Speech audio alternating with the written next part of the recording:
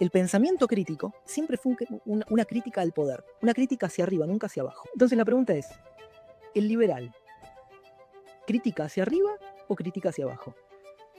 Es decir, ¿critica a las capas dominantes de poder o critica al subordinado? Critica al que está por debajo de las capas de poder. Y justamente lo que hace el liberalismo es criticar las capas por debajo del poder. Es decir, critica al pobre porque no se esfuerza, moraliza la pobreza, critica al jubilado, al discapacitado, porque no produce, porque tendría que seguir trabajando.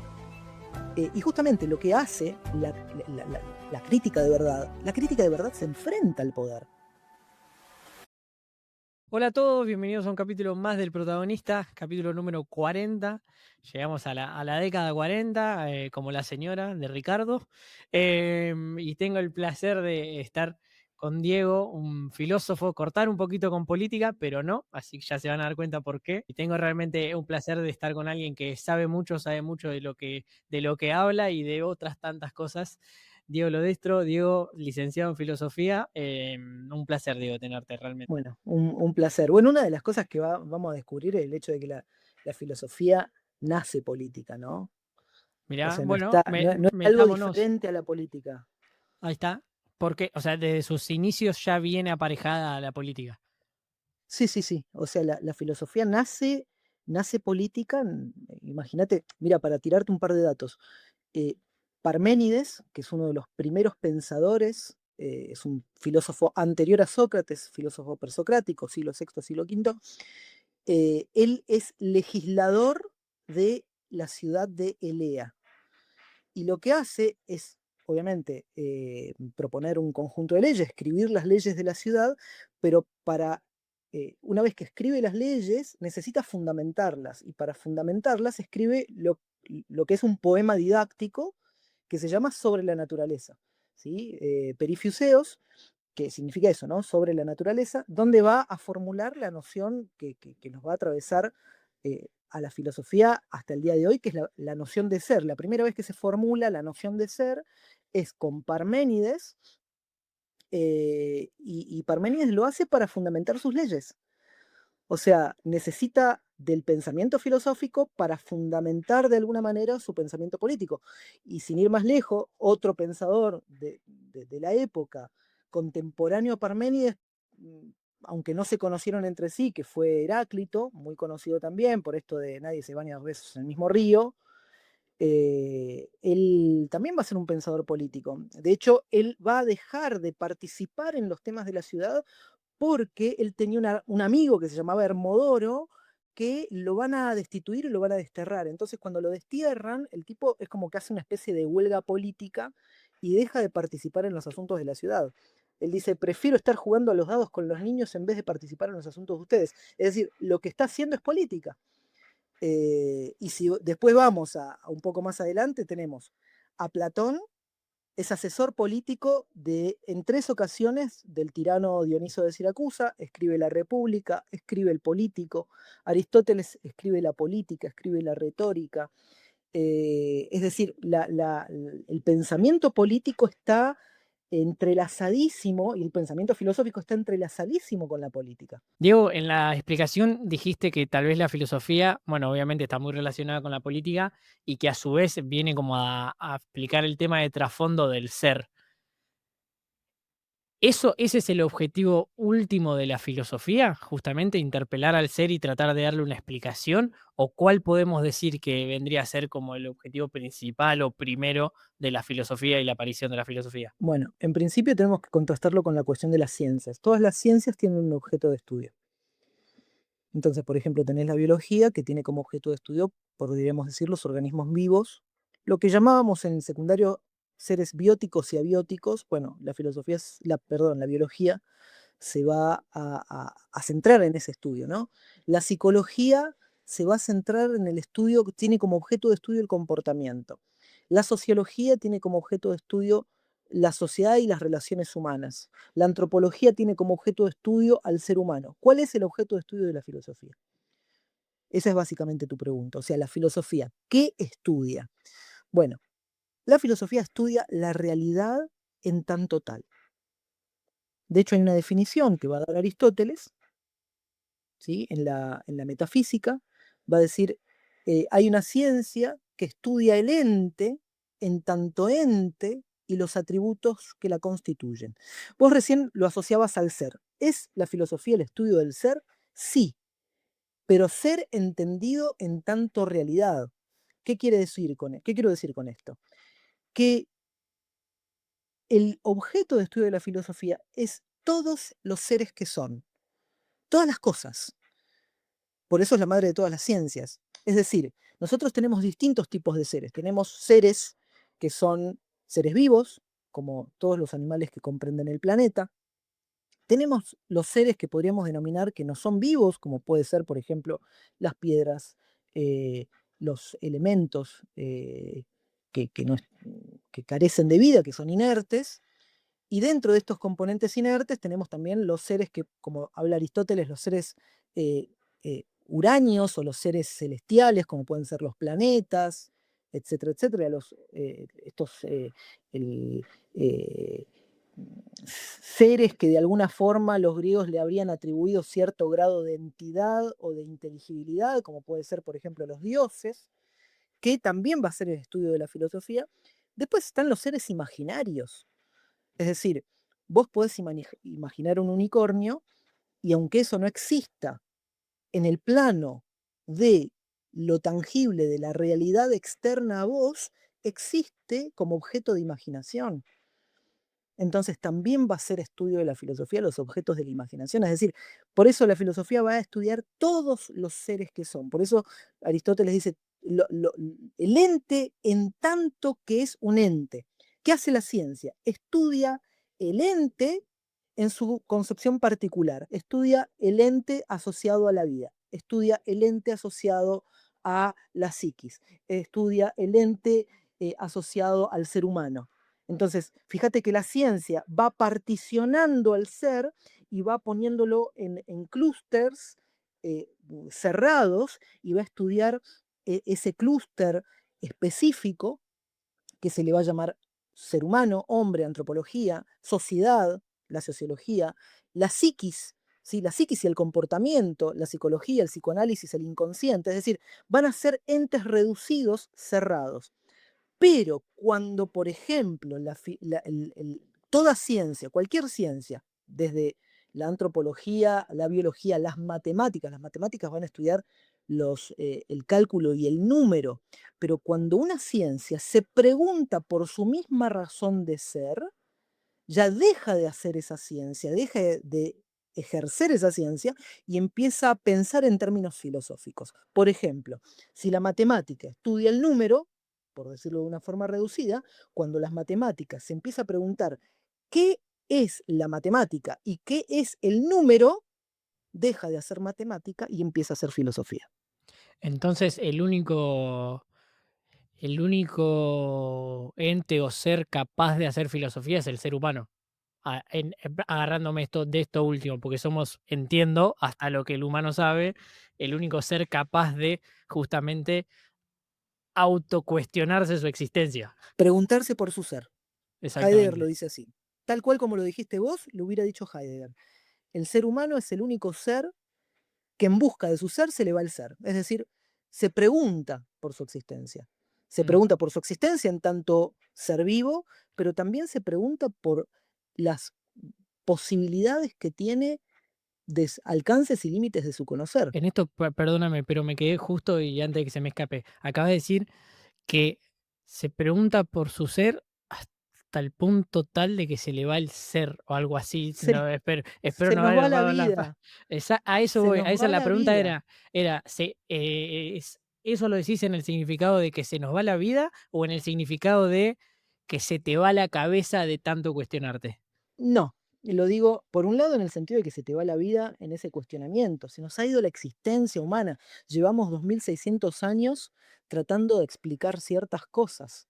Por ejemplo, eh, Heidegger va a retomar en 1927, en un texto llamado Ser y Tiempo, los mismos planteos que desarrollaba Parménides y Platón con respecto al ser, y Aristóteles también, ¿no? Y los va a retomar en el siglo XX. Es decir, llevamos tratando de explicar ciertas cuestiones, en este caso el ser, la existencia, y se nos ha ido la existencia en esto, ¿no? Eso por un lado. Pero también en el hecho de que en tratar, fíjate la ambigüedad de la frase, el ser humano en busca del ser se le va el ser. Y esto implica no solamente que se le va la existencia, sino también que el ser se nos escapa cuando lo queremos aprender. Cuando queremos entender qué es el ser se nos escapa. Esto es muy coherente con un fragmento de Heráclito. Heráclito dice, a la naturaleza le gusta ocultarse. La naturaleza ama ocultarse. Entonces, cuando entendemos la noción de naturaleza en el sentido de ser, que es en el sentido en el que tanto Parménides como Heráclito lo van a traer, naturaleza y ser en esa época están ligados, eh, digamos, al ser le gusta ocultarse. O sea, a la naturaleza de las cosas le encanta ocultarse de aquel que lo intenta desvelar. Entonces nosotros todo el tiempo estamos tratando de desvelar la naturaleza de las cosas, pero en ese desvelar la naturaleza, ella sigue jugando a las escondidas con nosotros. Diego, y mira, atándolo tal vez con otras ciencias, y de ahí nace la pregunta. En sí, la psicología, como vos dijiste, su objeto de estudio es el comportamiento, y uno entiende que se estudia en pos de lograr comprender en mayor profundidad el comportamiento humano y a su vez lograr entender mejor las situaciones, encontrar cierto comportamiento que nos puede llegar a generar un beneficio no solo personal, sino al resto, la sociología con las sociedades en mayor escala, bueno, etcétera, etcétera, etcétera. Entiendo que sabes a dónde voy. Vos dijiste, se nos va el ser tratando de entender el ser o tratando de entender el ser, se nos va el ser. La pregunta que me surge es, ¿entonces vale la pena?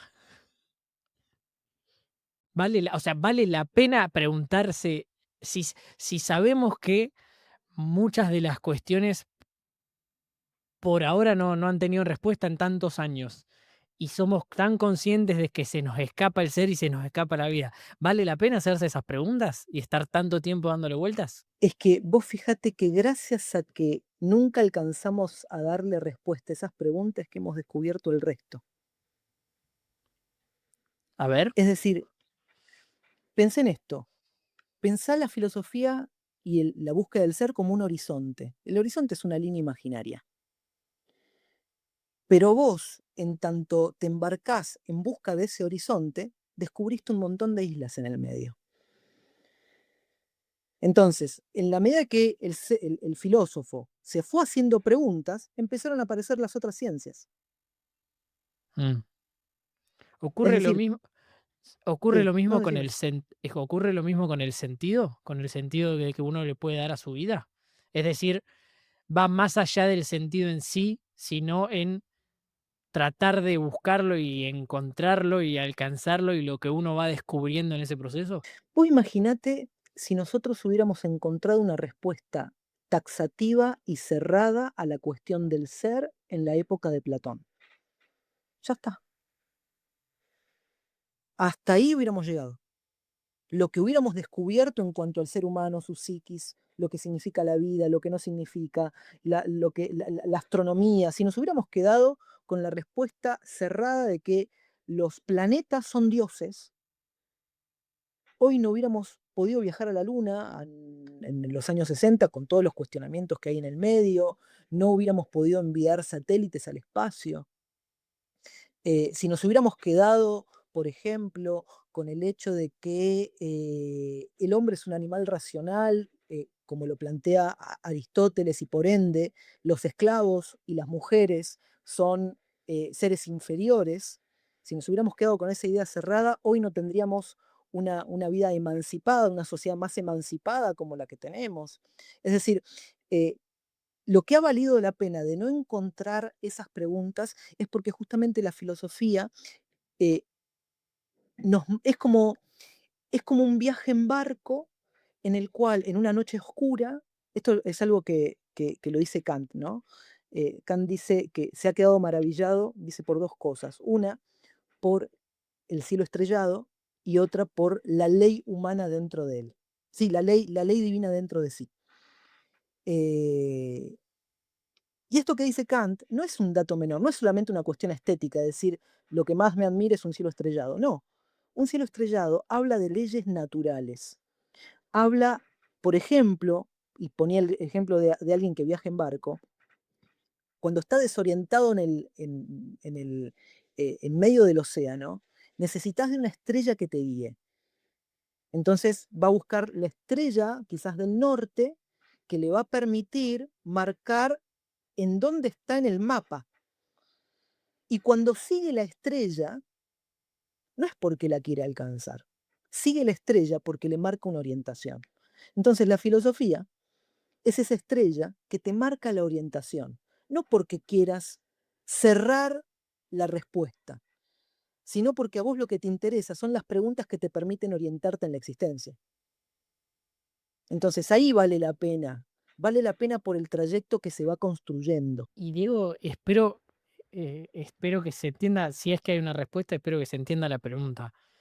Pero el objetivo último, yo entiendo que tal vez por algunas cosas que me has respondido, no sé si se puede responder con algo puntual esta pregunta, pero es el objetivo último, ¿cuál es? ¿El ser mejor persona? O sea, se entiende la pregunta, espero no ser muy tonta con la pregunta, pero pero el objetivo, ¿qué es? A través de un mayor entendimiento mío y de mi ser y de mi yo como ser humano, lograr una mejor versión de mí en cuanto a calidad humana, en cuanto a bondad, o no existe tal objetivo y uno investiga por el simple hecho de cuestionarse. Mira, cada época de la filosofía ha tenido distintos objetivos, digamos, ¿no? Por ejemplo, en la época de Sócrates era la virtud.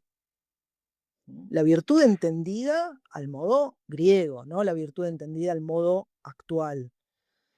¿Sí? Y acá tenemos que hacer una distinción que no me parece menor. Nosotros vivimos en una época moderna y la época moderna se caracteriza por los resultados. Entonces, cuando decimos, ¿vale la pena preguntarnos por esto si no vamos a conseguir una respuesta? Lo que estamos pensando es en términos modernos, en términos de resultado. La filosofía no es resultadista, eso es en primer término. Eh, ¿Va a dar como consecuencia ser mejor persona? Puede ser que sí. Por lo menos sí va a dar como consecuencia el haber vivido de una forma coherente. O va a dar como resultado, porque, a ver, cuando decimos ser mejor personas, estamos moralizando. Y cada época tiene sus maneras distintas de ser buena persona. Por ejemplo, la época de los griegos eran las virtudes nobles. De hecho, la palabra virtud en latín viene de vir, y vir está asociado a la noción de viril. Es decir, la virtud era una cualidad del hombre, pero no de la mujer. La noción de arete, para los griegos, que es la idea que se va a traducir por virtud o excelencia, va a tener la calidad de excelencia moral. Es decir, la arete griega tiene que ver con cumplir con el propósito por lo cual fuimos, somos seres humanos. Es decir, entonces, por ejemplo, para Aristóteles, la persona virtuosa es aquella persona que va a utilizar su inteligencia y su razón y su nous y su capacidad de pensar al máximo nivel. ¿Por qué? Porque lo que diferencia al ser humano de un animal es que es un animal racional. Podríamos decir,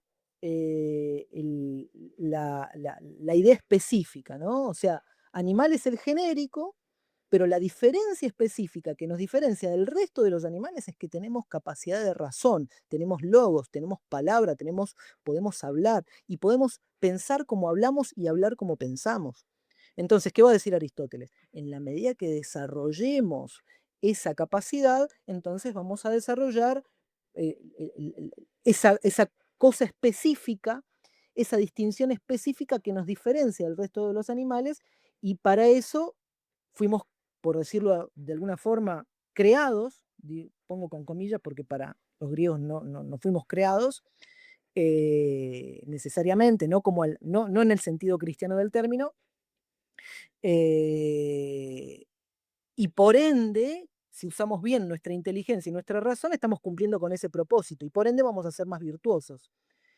Eh, Ahora, va a ser distinto, por ejemplo, para la época de la Edad Media, donde la virtud va a estar relacionada, por ejemplo, con el hacer la voluntad divina. Cero. Entonces la filosofía, que se va a volver una sierva de la teología, va a servir para dar cauce racional a lo que la teología ya estaba explicando. Es decir, la teología busca explicar a Dios ahora con metodologías filosóficas. En la modernidad va a cambiar la virtud, ahora va a ser la virtud productiva.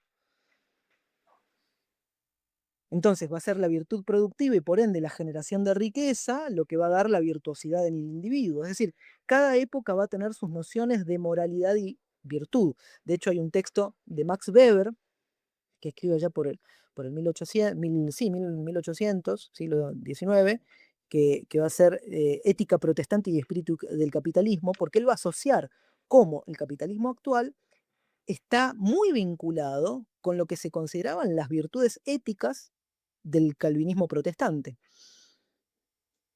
Por eso hoy el neoliberalismo se asocia con religiones evangélicas, porque están muy centradas, muy asociadas. O sea, el calvinismo protestante devino con los años en el metodismo, en todas las corrientes neoprotestantes, inclusive en lo que hoy nosotros denominamos el evangelismo pentecostal. Mm. Entonces todo deviene del calvinismo protestante. Digo, bueno, lo mencionaste al pasar y venimos ya haciendo un recorrido un poco histórico. Me gustaría, tal vez puntualizando, aprovechando que ambos somos argentinos, ¿cómo, bajo tu prisma, bajo tu punto de vista, cómo estás viendo a la sociedad argentina? Tal vez más desde este lado, ¿no? Desde el lado del virtuosismo, desde una mirada un poquito más filosófica, si se quiere. No voy más a lo que es riqueza, economía, política, sino, Sí, bueno, sí, sí. política, filosofía, sino más a tu prisma más filosófico. ¿En qué situación crees que estamos como pueblo? Mira, Spinoza habla de las pasiones tristes. Eh, y justamente lo que yo veo en Argentina es una reivindicación de las pasiones tristes. Y eso ha dado como resultado ¿Qué serían las que pasiones tristes? las pasiones tristes, el odio, el resentimiento, la tristeza, la vergüenza, el desazón, ¿m? La melancolía, esas serían como, por así decirlo, las pasiones tristes. Y que están muy asociadas a lo que estamos viviendo en la Argentina, porque a mí lo que me resulta impactante e interesante, y esto es haciendo un análisis netamente filosófico, eh, que el 34-35% de los argentinos en un momento crucial, que fue el domingo pasado, no el anterior, el 26 de octubre, no fue a votar.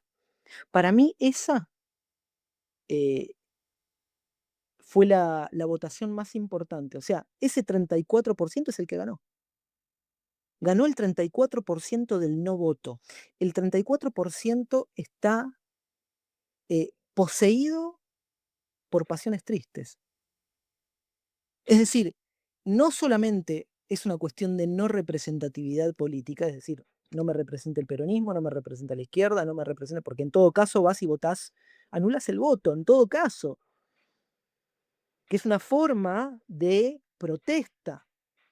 Porque vos cuando eh, decís, bueno, mira, no me representa ninguno, todavía tenés una opción de hacer ver tu voto y es anular el voto.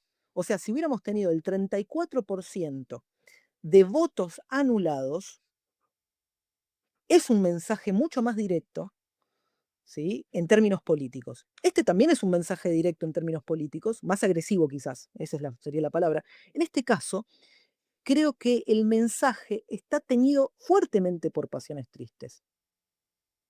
¿Por qué? Porque es gente que básicamente prefirió hacer otra cosa que inmiscuirse en el acto político, en el acto democrático en sí mismo. ¿Y a qué se lo atribuís, Eh, Diego? ¿A qué le atribuís este envolvimiento de gran parte de la sociedad en pasiones tristes, como mencionás? Creo que tiene que ver en gran medida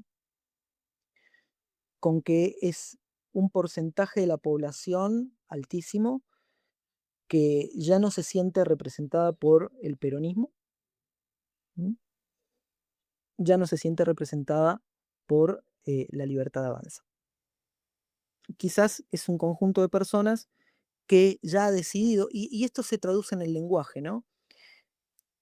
Sea quien sea que gane las elecciones, yo tengo que salir a trabajar igual. Eh, esa apatía, ¿sí? Apatía política, ese desinterés en la política, tiene que ver también con este individualismo. Es decir, en todo caso, nadie me representa. Lo que pasa, porque si hubieras, por eso digo, hago una diferencia entre voy y anulo el voto y voy y no voto directamente. Esos que no votaron, indirectamente, eh, terminaron permitiendo de alguna manera que sea la fuerza política de La Libertad Avanza la que termine ganando en algún punto las elecciones, ya con fraude, sin fraude o con lo que fuese. Pero para mí es un mensaje clarísimo. Por un lado, hay mala fama del peronismo más, mm, más kirchnerista, si se quiere, porque vos fíjate que la gente dice, no, no queremos más peronismo, y ponen todo en la misma bolsa de gatos, ¿no? Porque el liberalismo se posiciona en un lugar en el que todo aquel que no recoge con ellos desparrama. ¿Sí? Entonces, como los que no están a favor de ellos, están en contra de ellos, la izquierda, Bregman, Moreno, Cristina, todo es lo mismo, Mm. ¿sí? Todo es lo mismo. Todo se califica bajo el nombre de zurdo, donde no hay, o sea, el peronismo, si hay algo que no es zurdo. ¿Mm? Si hay algo que no es zurdo. Por lo menos no el peronismo histórico. Estas versiones nuevas del peronismo, tal vez da para Pero te digo debatirlo igual. más, el peronismo de Cristina, si queremos llamarlo peronismo, el kirchnerismo, es más socialdemócrata. Mm. Es más socialdemócrata. Eh, a ver, está orientado quizás a un peronismo más tirado hacia la izquierda, si queremos, ponele, pero no es zurdo. ¿Por qué no es zurdo? Simple, muy simple. El, la izquierda propone la sociabilización de los medios de producción. Sí, sí, por definición no es zurdo, porque ni Cristina ni los kirchneristas proponen eso. No, no, en eso estamos, No, estamos de o acuerdo, sea, estamos de ya acuerdo. por definición no es zurdo. De hecho, a ver, ha habido, creo que lo que hoy podríamos llamar izquierda, vos fíjate esto, ¿no? A China lo califican de zurdo, ¿no? De comunista, eh, pero es lo más parecido al peronismo. O sea, eh, China es peronista. Si vos querés saber cómo hubiera sido una sociedad peronista, si se lo hubiera dejado, y mira que yo soy zurdo, mira China, porque China logró ese equilibrio que buscó el peronismo durante tantos años. Pero ¿no crees que lo logró a través de la violencia? Porque en cierto punto es una dictadura. Mira, habría O sea, que ¿crees? definir a Para, qué te te reformulo, referís. te reformulo si querés la Yo pregunta. no creo que sea una dictadura igual, ¿eh? No creo que Ok, sea una ok, dictadura. bueno, ahí Sí está, ahí está. pienso, sí pienso, ¿por qué no es una dictadura? Porque básicamente tiene salida al mundo. O sea, yo creo que hay más dictadura en lo que está haciendo Trump que en lo que está haciendo China. ¿Por qué? Y porque en principio eh, la dictadura propone el beneficio para unos pocos, generalmente es asociados al poder. No así China. El avance que ha tenido China como potencia mundial, o sea, se ha convertido en potencia. Una China sin ir más lejos, no estamos hablando, por ejemplo, del régimen coreano, ¿sí? estamos hablando de China con un pensamiento maoísta. Recordemos que Perón y Mao tuvieron intercambios, em, iba a decir telegráfico, pero no, no es correspondencia, han tenido Mm, correspondencia. Con lo cual el pensamiento del peronismo y del maoísmo estuvieron muy, muy cercanos. Obviamente que desde el punto de vista del liberalismo norteamericano, China es comunista y China es una dictadura, claro. desde el punto de vista liberal. O sea, y nosotros que tenemos una sociedad, Argentina es una sociedad liberal. Nuestra forma de definir la libertad es la definición liberal, no es la definición de Marx, por ejemplo. O sea, no es una definición comunista. O sea, es cuando decimos la libertad es, por ejemplo, eh, em, cuando uno acciona siempre y cuando no transgreda los derechos de otra persona, estamos haciendo una definición liberal de la libertad. Entonces, y todo, a ver, la Universidad de Buenos Aires fue creada por liberales, la lideraron radicales durante muchísimo tiempo. O sea, decir que la Universidad de Buenos Aires es zurda es un error conceptual importantísimo. O sea, nosotros tenemos una educación que es de tinte liberal. No es de tinte, obviamente, comunista, ni socialista, ni nada que se le parezca. ¿Te Ahora, no parece, hay dictadura para mí. no te parece, Sí, Diego, perdóname que te interrumpa, pero sí, ¿no te parece que más allá de su creación y desde tal vez de sí. con los objetivos primeros que fue creada, con el tiempo no fue tomando otro tinte? ¿No te parece que, por ejemplo, la universidad pública, voy a la universidad que tal vez es como lo que más ruido hace, si se quiere, más que la escuela secundaria o primaria? Pero ¿no te parece que desde ese lado la universidad fue tomando, sí, un tinte un poquito más socialista, más allá de su creación? En principio no. Yo creo que lo que sí ha ocurrido es que se está perdiendo el foco del hecho de que la universidad es un espacio político. Ujú, Y cuando vos te pones a leer, vos pensás que gran parte de los intelectuales tienden a la izquierda. Nadie ujú. se pregunta por qué. Nadie se lo pregunta. La mejor explicación del capitalismo, ¿sabés quién la da? De la creación del capitalismo, Marx. La mejor explicación del desarrollo social hasta la época de la modernidad la da Marx. Y esto dicho por liberales. Si vos agarrás a Adam Smith, vas a ver que el pensamiento de Adam Smith es lo que hoy se consideraría zurdo para un libertario. Es decir, cuando vos me decís, la universidad ha tenido como, se ha orientado a,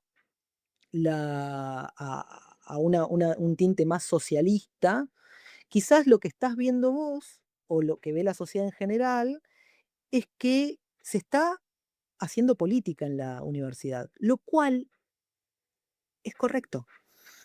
Si no se hace política en la universidad, ¿cuándo se hace política? No, no, ni hablar, ¿Cómo ni hablar. comprendés los espacios representativos si no es en la universidad? Sí, e igual, o sea, coincido 100% que la universidad es política, y eso siempre fue así, y no viene de hace un poco de años, sino desde siempre, No, hasta en épocas de dictadura, por algo se cerraban también, y bueno, y yo fui a la sí, Universidad Nacional de Luján y tiene una gran historia con la dictadura y todo, pero de eso no cabe ningún tipo de duda. Yo tal vez lo que sí veo la tendencia socialista, tal vez en estos últimos años no tanto, sí. pero sí hace 5, 10, 15 años, es que si bien se hacía política en la universidad, no dejaban de ser todas las orientaciones políticas iban por el mismo lado, si se quiere. ¿Se entiende a lo Ujú. que voy? Algunos más a la derecha, un poco más a la izquierda, pero siempre dentro de un espectro, por lo menos lo que yo me he tocado vivir, socialista.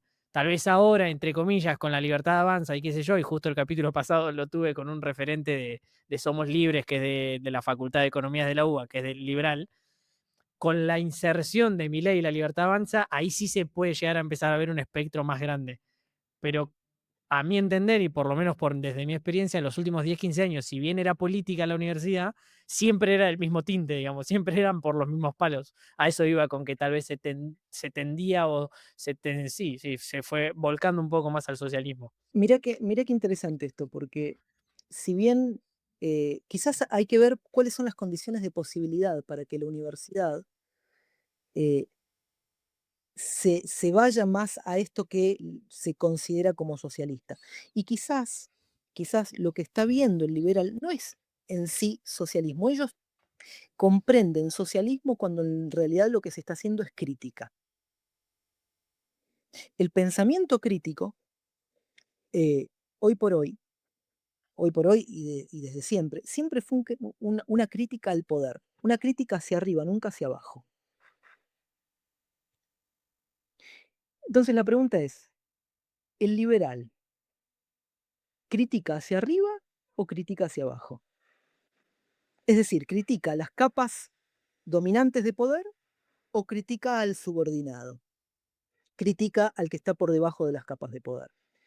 Y justamente lo que hace el liberalismo es criticar las capas por debajo del poder. Es decir, critica al pobre porque no se esfuerza, moraliza la pobreza, critica al jubilado, al discapacitado, porque no produce, porque tendría que seguir trabajando.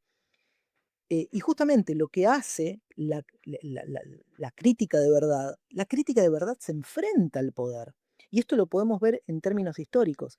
Si nosotros, por ejemplo, nos vamos a un texto que le encanta citar a, a las corrientes liberales, religiosas, que es la Biblia, cuando vos te pones a ver la época de los profetas, ¿sí? La época de los profetas, estamos hablando de los libros proféticos, Jeremías, Ageo, Zacarías, Malaquías, Isaías, Nahum, Habacuc, todos los libros proféticos, ¿con qué te vas a encontrar? Con que el profeta no critica al pueblo que la está pasando mal, critica al poder. Cuando, por ejemplo, David, el famoso rey David en el libro de Samuel y el libro de Reyes, se empieza a mandar cagadas, lo mismo va a pasar con el rey Saúl, se empieza a mandar cagadas, va a ir el profeta Natán a enfrentarlo a él. ¿Y qué va a hacer? Se va a enfrentar a David. Cuando comete el pecado con Batseba, que va a manda a matar a Urías elitita, y se queda con la esposa de Urías después de habérsela agarchado, ¿sí? Eh, Natán se enfrenta a David, no a Batseba. Se enfrenta a David, no dice, ah, no, porque Urías seguramente la trataba mal. No, se enfrenta al poder. Es decir, la clave de la crítica y lo interesante de la crítica no es enfrentarse a los que están abajo, es enfrentarse a los que están arriba. Y eso, el poder lo toma como socialismo. ¿Por qué? Porque uno defiende al pueblo. Sí, no, igual permitime no coincidir con vos en este sentido. No creo que sea, no creo que sea primero algo del liberalismo específicamente, sino siento que muchas veces pasa en todos los ámbitos, porque si querés, vamos al peronismo. Bueno, vos te declaraste de izquierda, que entiendo que tal vez no te cabe esta mochila, pero vamos al peronismo, que es la otra fuerza grande predominante de la Argentina. El peronismo, cuando las votaciones no salen como ellos quieren, por ejemplo, el domingo pasado, también critica al pueblo. No solo critica a Milei, sino critica al pueblo. Y el liberalismo no solo critica al pueblo, sino también te puede llegar a criticar un Axel Kicillof, que claramente no es pueblo, o Cristina Kirchner, que no son pueblo per se, porque fueron Claro, pero dirigentes. ahí estás individualizando la crítica. Y no es lo mismo criticar al pueblo que criticar a Axel. Mm. O sea, no, acá yo no estoy haciendo una crítica de mi ley, estoy haciendo una crítica del poder. Entonces, cuando hacemos una crítica del poder, nos enfrentamos al poder, pero al poder en su conjunto. Porque acá tenemos dos instancias, dos clases. Tenemos el poder y la clase subordinada. ¿Quiénes son el poder? ¿Es la clase dirigente el poder? Bueno, ahí está el punto. No es la clase dirigente el poder. ¿Y No quién es es? el político el poder. El poder no tiene que ver con la centralidad política. el poder tiene que ver con esas clases que son los dueños de los medios de producción, que ponen o que de alguna forma financian o que de alguna forma sustentan o que de alguna forma respaldan al político para que dé la cara. Pero si nosotros, por ejemplo, nos ponemos a escuchar, a investigar un poquito detrás, después si querés nos metemos con el cristinismo, con peronismo, con lo que quieras, pero si nosotros miramos lo que sucede detrás de bambalinas de Milei, lo que vamos a ver son organizaciones empresarias como JP Morgan, el, el FMI, vamos a ver organizaciones como por ejemplo lo- la, toda la familia Macri de fondo. Mm. Es decir, detrás de Milei es solamente la pantalla. O sea, yo no voy a criticar a Milei, porque eso es criticar al individuo. Yo puedo estar de acuerdo o no de acuerdo con sus formas, me puede, me parecen muchas boludeces las que dice, está todo bien, pero yo no critico a Milei, porque eso es individualizar el problema. Acá lo que hay que criticar es lo que está detrás, porque lo que no se ve, que eso es lo que se ha dedicado la filosofía no se dedica a mirar lo que se ve, sino se dedica a ver lo que no se ve, lo que está más allá de lo que se ve. Mm. Y lo que está más allá de lo que se ve son ciertos respaldos organizacionales, ciertas esferas de poder a las que les conviene esto. Vos pensás quiénes se han hecho más ricos con estos últimos 2 años y ahí te vas a dar cuenta quiénes son los que lo respaldan. Pensemos, por ejemplo, ahora ha habido un 42% de aumento gracias a la ley de alquileres que propuso Milei en el 2023, la derogación de la ley de alquileres, donde se han liberado los precios de mercado. Hay un 42% de aumento en los alquileres. No hay ningún porcentaje de aumento en los sueldos. O sea, seguimos teniendo el mismo sueldo mínimo y estamos hablando de un sueldo mínimo de 300.000 y pico de pesos, 380.000 pesos. O sea, no llega ni a 300 euros. Sí, O sea, ese es el sueldo mínimo en Argentina. igualmente, Entonces, digo, para, ¿por qué? Porque, ¿cómo decirlo? No me gustaría meterme en términos tan económicos por una cuestión de que yo no soy economista y tampoco quiero no, yo ponerme a tampoco. discutir cuestiones de números. Vos tampoco sos economista y no creo que tampoco le, o sea, le podemos sacar el máximo jugo a esta conversación hablando de economía y si bien Lo que sí. pasa es que yo no estoy hablando de economía, ¿eh? ¿Y Yo no no estoy crees que hablando de en economía. términos de meterte con, por ejemplo, los alquileres, los sueldos o algunas ciertas cosas, en cierto punto no es hablar de economía? ¿No es hablar de la No, situación económica del país? no porque yo estoy hablando primeramente de filosofía y filosofía política específicamente, y dentro de la filosofía política también entra la economía. La economía nace en gran medida, de hecho el término economía es algo que ya lo utilizaba Aristóteles, que es la administración, tiene que ver con la administración de las cosas, la administración de la casa. Yo no estoy hablando de si en términos económicos está bien o está mal. Lo que estoy diciendo es, ¿no te parece interesante el hecho de que en una sociedad como la nuestra, donde no hay aumento de sueldos, aumente todos los días, por ejemplo, un aumento de la carne, un aumento, o sea, eso ya nos tiene que estar diciendo algo con respecto a las políticas públicas, a las políticas de orden de lo social y la política económica. Es decir, ¿qué nos está diciendo? Ahí está habiendo un flujo de dinero que va de las capas más sociales, más bajas de la sociedad, hacia las capas más altas. Entonces, cuando, por ejemplo, el presidente o desde el lado liberal se cuelgan la medalla Sí. de haber sacado X cantidad de pobres justamente de la pobreza, gente de la pobreza, o mejorado las condiciones de la gente de menos recursos, ¿vos no le creés o cómo convive, sí, en caso de creerle, cómo convive eso con lo que me acabas de mencionar? Es que no es real, o sea, vos lo podés ver en las calles. Yo vivo en San Miguel, Mm. por ejemplo, ¿no? Vivo en San Miguel, viví en San Miguel desde el año 2009, vivo acá. Sacando el periodo en el que estuve en Europa, que fue entre el 2021, parte de la pandemia, hasta el año pasado, el resto estuve siempre en San Miguel.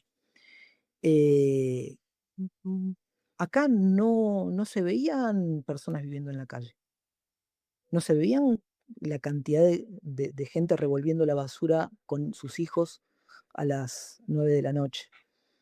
Hoy es moneda diaria, moneda corriente. Es decir, eh, no te dan los números para decir que sacaste tanta gente de la pobreza. No te dan los ¿Y números. es Porque empleo. suficiente? ¿Es Vos pensá esto, suficiente? Sí. cómo convive, perdón, ahora te dejo, cómo convive? Sacamos el 12% de gente de la pobreza cuando tantas fábricas cerraron. O sea, ¿cómo conviven esos 2 datos? Por No los podés hacer convivir. Donde tenemos una o sea, claro, sacaron mucha gente de la pobreza y la volvieron indigente, si querés. eh, Ahí pero sí te lo entonces, creo, ¿eh? no, está bien lo del número de empresas que cerraron. Y igualmente, si vamos con esos números, la economía, en teoría, en lo que va del mandato de Milei, creció. Entonces, si la economía La crece, quiere pregunta es, decir que pará. ¿Cómo sí. creció? A ver, ¿cómo creció? ¿En qué sentido decís que creció? No, no, los números que marca el INDEC es que la economía creció. El PBI, el Producto Bruto de la Argentina. Ah, claro, Sí, la ya riqueza está, generada. perfecto. Te lo voy a plantear así. Si yo agarro y no pago la luz, no le doy de comer a mis hijos o le doy de comer una vez por día, no compro productos de limpieza, obviamente que voy a tener más plata.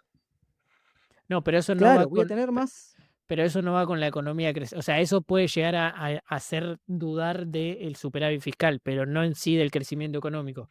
Son cosas distintas en ese sentido. Pero ¿cómo, vuelvo a esto, cómo convive el crecimiento económico con el cierre de las pymes?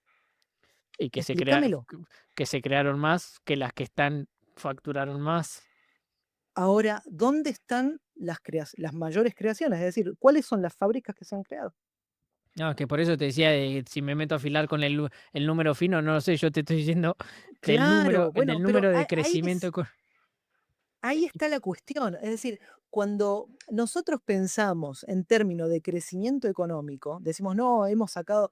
Bueno, ahora lo que hay que hacer con el número. Mira, y te lo voy a llevar un tema, al plano filosófico, ¿sí? Bien filosófico. Eh, Zenón planteaba una paradoja. Planteaba una paradoja en la cual él decía que si eh, Aquiles y una tortuga se ponen a correr, en donde Aquiles le da ventaja a la tortuga, Zenón plantea en cuánto tiempo Aquiles la alcanza, tomando a Aquiles como el héroe que era más rápido, ¿no? El Hmm. de los pies ligeros. Entonces, él dice, no la va a alcanzar nunca. Y planteaba un cálculo matemático. Cálculo, por eso se llama la paradoja de Zenón. Porque en el cálculo matemático, ¿qué es lo que hace? Te lo planteo acá. Si nosotros tenemos, ay, no me escribe esto, tenemos una recta, ¿sí? Como puede ser esta, ahí no sé si se ve, donde acá tenemos a la tortuga y acá tenemos a Aquiles, dice, va a llegar un momento en que Aquiles va a estar en la mitad de acá, y después va a estar en la mitad de acá, y después de la mitad de acá, y después Hmm. en la mitad de acá, y así al infinito, siempre planteando por mitades al infinito. Entonces nunca la alcanza. En términos matemáticos, el cálculo es perfecto. Ahora, en términos pragmáticos, Aquiles alcanza la tortuga en 2 pasos. Entonces, lo que hay que ver es en términos del número y en términos de lo real. ¿Que ha habido mayor riqueza? Sí, pensemos dónde se ha concentrado y de dónde ha salido ese crecimiento. Es decir, si lo que sucedía era que el dinero estaba concentrado en las capas bajas o distribuido en mayor proporción en las capas bajas, con todas las políticas del gobierno en los últimos 2 años, ese dinero que estaba en las capas bajas empezó a migrar hacia las capas altas. Digo, pero mi planteamiento es, más allá de la nueva o no creación de empresas, porque el crecimiento se puede llegar a dar Sí, por empresas ya existentes que crecieron en su facturación, por mismos emprendedores que crecieron en sí mismos en lo que facturan. Bueno, por un millón de motivos, no solo sí, sí, directamente sí, por creación de nuevas empresas, pero sí. ¿qué es lo suponiendo, ¿no? Suponiendo que la economía crece y que los pobres realmente que se sacan de la pobreza son reales. ¿Qué es lo que a Ujú. vos te hace dudar de esos números, más allá de lo que podés llegar a ver en la calle? Salvo que me digas, mirá, lo que yo veo en la calle lo considero lo suficiente como para dudar de ese número. ¿Se entiende a lo que voy? Porque siento que muchas veces tal vez es un microclima.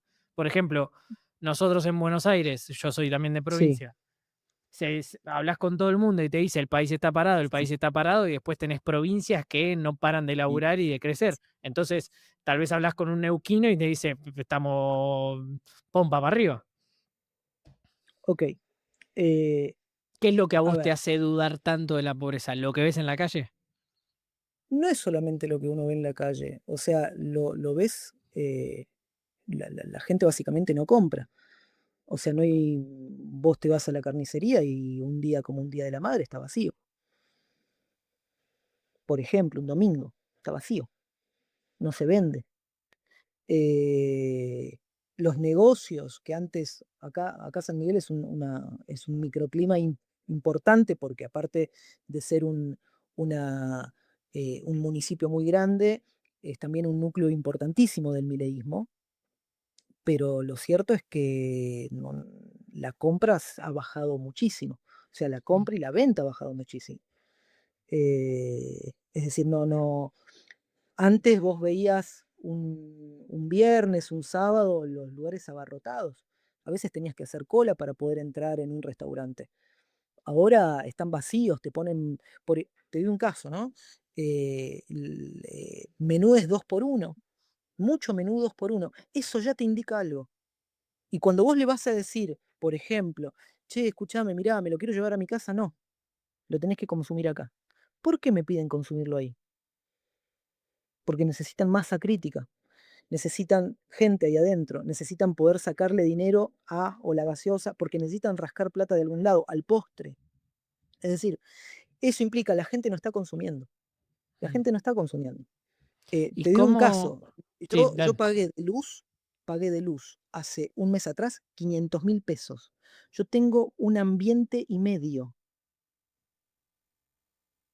500.000 pesos de luz pagué.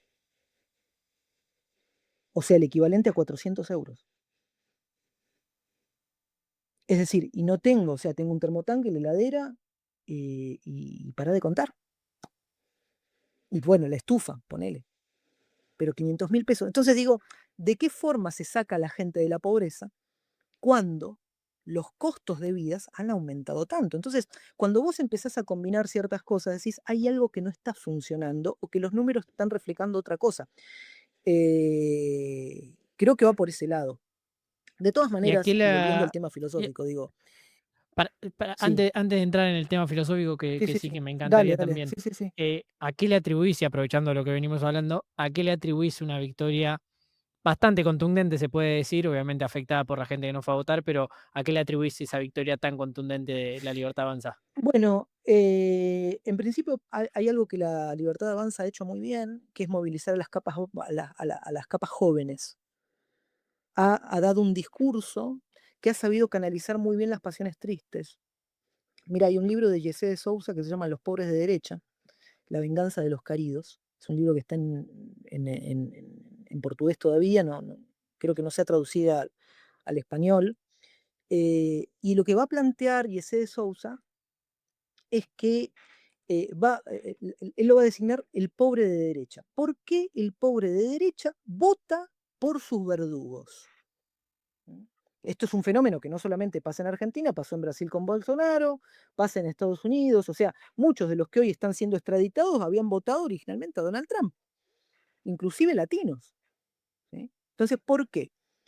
Y esto tiene que ver con el hecho de que hay algo que la derecha le está dando a estas capas pobres, que es eh, una revancha de su humillación. Le permite ilusionarse con la posibilidad del día de mañana poder estar arriba y poder decirle al otro, vos sos un pobre vago. Entonces tenemos dos tipos de pobres en la Argentina. Tenemos el pobre de bien, el pobre de derecha, el pobre de bien, que critica al planero, que critica al subsidiado, y de esa forma siente cierto resarcimiento, es decir, le devolvió cierto grado de orgullo, lo cual no digo que esté mal, digo que le ha cambiado orgullo, ¿sí? Eh, por calidad de vida. ¿Y se lo atribuís a eso? O sea, ¿crees que ese orgullo nace en sí de la crítica hacia el otro? O más Ese bien orgullo de se canaliza a través de la crítica hacia el otro. De la crítica, o mejor dicho, del desprecio, ¿no? Porque es una política del desprecio. Si vos escuchás, por ejemplo, no sé, agarrás Crónica o C5N, cualquier entrevista, o Canal 2 o A24, lo que sea, Canal 2, me quedé en los 80. Eh, sí, sí, me quedé en los 80, 90, Canal 2. Que seguía con rayitas, ¿viste? mm, Bueno, te vas a encontrar con personas que se levantan 5 de la mañana a trabajar, se van a sus laburos, vuelven a la casa tipo 9 de la noche y cuando le haces la entrevista, te dice, bueno, a mí me parece muy bien, dice, porque un país se saca trabajando. Ese es el discurso. El país se saca trabajando. Y no, el país no se saca trabajando porque si no, o sea, los países que se sacan trabajando son los países esclavos. Los países se sacan con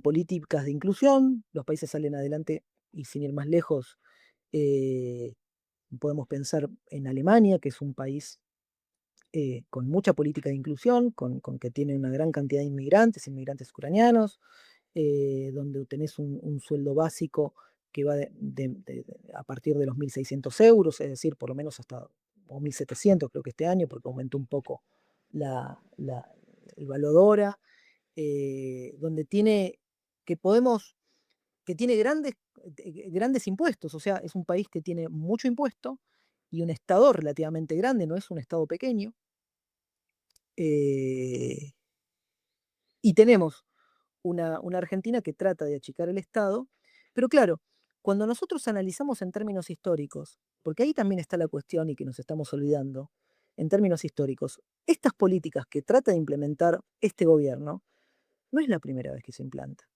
Ya se intentaron en la época de Martínez Dios, de hecho, es el plan de Martínez Dios, copiado, calcado al detalle el plan de Milei, que después se intentó eh, traer a partir de las políticas cambiarias de la época menemista. Es decir, el desazón que trajo la democracia de Alfonsín, con una hiperinflación galopante, donde tenías que ir a comprar el azúcar a la mañana porque a las 11 del mediodía, ya 12 del mediodía ya te aumentaba, aparecía un peronista, un supuesto peronista, neoliberal, eh, como fue Menem, que con la excusa de la apertura al mundo, de la globalización y demás, trae el uno a uno y con eso el cierre de las empresas, el cierre de la fabricación nacional, con todos los errores que pueda tener la fabricación nacional. O sea, acá no voy a meterme si es bueno o si es mala, pero teníamos industria nacional. Ahora simplemente exportamos materias primas, o sea, a lo que se busca es que exportemos materia prima a costo bajo para que podamos importar a costos altos. Es decir, el mismo cuero que nosotros exportamos de la Argentina a otros países se manufactura en otro lugar y a nosotros nos venden una cartera que sale el cuádruple de lo que nosotros vendimos ese cuero, y es nuestro cuero. Entonces, ¿por qué no tenemos fábricas de carteras en Argentina y exportamos nosotros la fábrica del producto terminado? Eso es la producción nacional. Y acá sí me pongo un poco más, quizás, si se quiere, pienso en el morenismo, ¿no? En esta corriente más dura del peronismo, que más allá de que yo puedo criticar un montón de cosas del peronismo, siento que hay ciertas cosas que me parece que están buenas, que es promover la industria nacional para que tengamos trabajo acá y que básicamente no nos tengamos que ir al exterior a trabajar. Porque justamente, ¿por qué hay fuga al exterior a trabajar? Porque no tenemos mano de obra nacional. El que puede se va y el que no se queda. no, pero ¿no crees que igualmente si empiezan a llegar, más allá de dónde provenga el capital, más allá de si viene de un Sí, argentino, de un yanqui, de un australiano sí, o de un sí, neozelandés, sí, en sí la gran mayoría de cada fábrica que se plante en Argentina van a ser argentinos. Entonces, ¿no crees que tiene poco sentido el concentrarse demasiado en de dónde viene el capital, sino en que haya empresas que le den laburo a los argentinos? Bueno, sí, no, en principio, porque cuando estamos hablando de fábricas que le den en principio, generalmente no son fábricas, generalmente son, o importadoras, o sea, empresas que se dedican a la compra-venta, o sea, no estamos hablando de fabricación nacional específicamente, porque no es que están poniendo, una fábrica automotriz, ¿mm? No es lo mismo poner una fábrica automotriz que poner una No, concesionaria. pero llegado el caso, suponiendo que les Sí, presentas condiciones, lo que sea, lo que sea, lo que sea. sí. El día de mañana viene Chevrolet y dice: "Che, quiero poner una fábrica en Argentina y quiero hacer mis autos Está en fantástico. Argentina". Está Okey, fantástico. okey, de una. Está fantástico. O sea, no, a ver, cuando digo industria nacional no me refiero a que tenemos que tener nuestra marca de autos, que la tuvimos en un momento, ¿no? Pero no me refiero a eso, ¿sí? A lo que me refiero es que si se trae una fábrica en Argentina, por ejemplo, decís Chevrolet, me parece una muy buena idea, ojalá te escuchen. Ahora la pregunta es, ¿vamos a importar todo de afuera para armarlo acá? ¿O vamos a generar acá el trabajo de las partes que se van a terminar armando en la fábrica? Eso también hay que verlo como política, ¿no? Porque me parece fantástico que se traigan empresas acá, siempre y cuando se dé mano de obra, no solamente a la empresa, sino que también se haya mano de obra para otras organizaciones que nutran a esa organización, ¿no? Pero volvemos a lo Eh, mismo, más no crees que es más fructífero para el pueblo argentino, más que poner altos aranceles a las importaciones para si se crean alguna que otra empresa que le pueda dar componentes a Chevrolet? ¿No es más fructífero generar las condiciones en el país para que los manufactureros que le puedan aportar cosas a Chevrolet vengan también junto a Chevrolet? Totalmente, sí. La pregunta es, ¿cuáles serían las condiciones de posibilidad que permitirían que eh, se abran esas condiciones? Bajos impuestos, La pregunta es si hay bajos impuestos, ¿qué es lo que generaría? mayor riqueza para los argentinos, a mi punto ¿Para de los vista. argentinos? ¿Para los argentinos o para los dueños de los medios de producción? Si yo a vos, por ejemplo, no sé, si vos pagás 50%, vamos a decir a un número boludo, pero si vos pagás Sí, 50% de IVA, de ingresos brutos y de ganancias y yo te lo bajo a 40, tenés un 10% más de riqueza vos, Diego. claro, pero es interesante porque por ejemplo, este gobierno, los gobiernos neoliberales suelen bajarle los impuestos a las grandes corporaciones, pero no le bajan los impuestos al pueblo. Eso también hay que verlo. Es decir, cuando, por ejemplo, se le baja los impuestos a Galperín y se le subsidia a Galperín, ¿sí? El dueño de Mercado Libre, pero no se le bajan los impuestos al, al individuo común de a pie que sigue pagando el mismo 21% de IVA, eh, que sigue pagando, por ejemplo, ¿qué pasó con esa idea? No, sin los impuestos vas a pagar 2.000 pesos la carne en vez de pagarla 4.000. Se disparó al precio de mercado, a un precio de mercado irrisorio. Nosotros estamos viviendo en Argentina, para que vos tengas una idea, eh, con los precios europeos. Nosotros tenemos precios europeos. Mm. O sea, nosotros estamos pagando a valor Europa, eh, por ejemplo, la carne. ¿Por qué tengo que pagar la carne al valor Europa? Si soy el productor, ¿por qué tengo que pagar, por ejemplo, el kilo de asado 12.000, 13.000 pesos, 14.000 pesos, como se paga básicamente en Europa?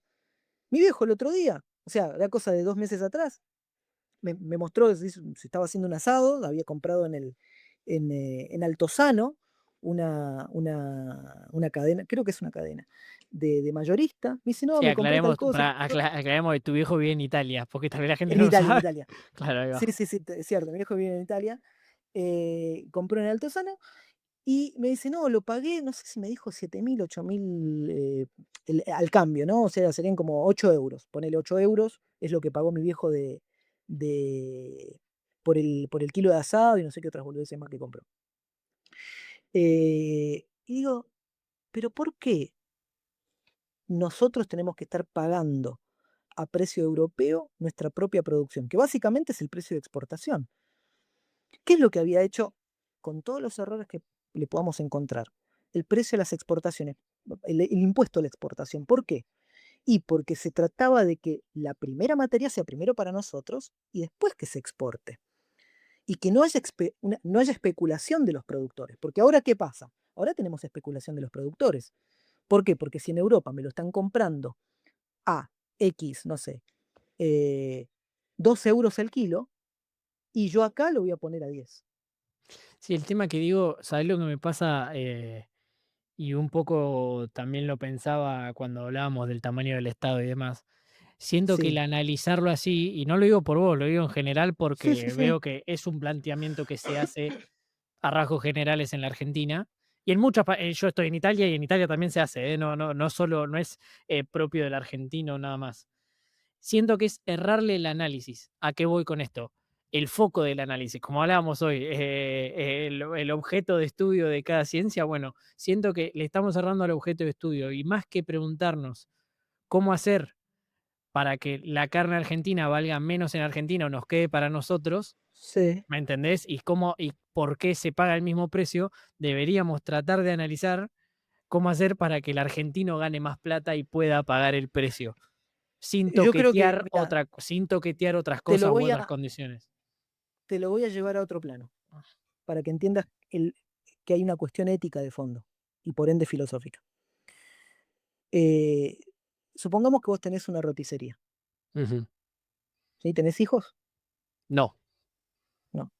Bueno, pero supongamos que tenés hijos y tenés una roticería.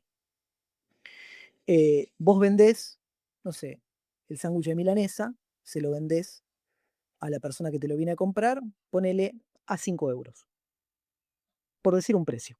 7, 5, 7, lo que sea. Cuando vienen tus hijos, ¿a cuánto se lo cobras? no, se los doy, se los regalo. Bueno, es el mismo concepto.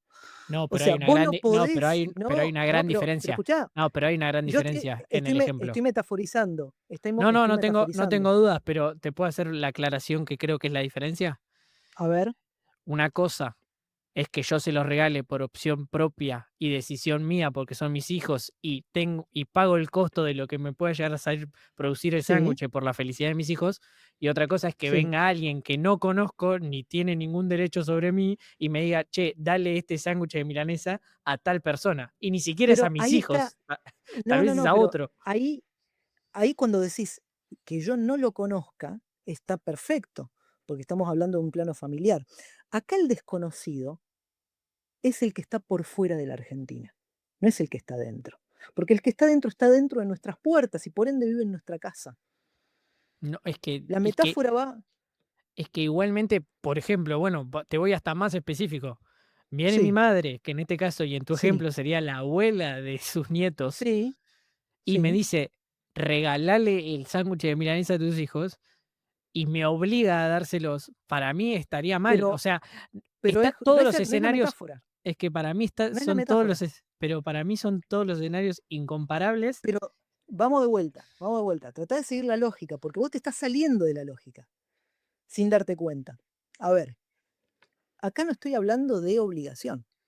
Mm, Vamos a un plano más. Tenés una carnicería. Viene tu vieja a comprar. ¿A cuánto se lo vendes la carne? Se la se la re- vende, pues se la se- puedes vender, ¿eh? Se le puede decir, mira, sí, viene todos los días, no se la puede regalar todos los días. ¿Estamos de acuerdo? Sí, ok, ponele que va todos los días y no se la regale todos los días, cosa que creería raro al Creerías costo. raro. Sí, Al creería costo. raro. O sea, imagínate que tenés una familia grande y que, bueno, te compran a vos porque obviamente te van a comprar. Quizás agarres un día y simplemente, o sea, no le vas a cobrar el total, pero por lo menos se la venderías al costo, lo cual Ujú, me parecería súper súper lógico.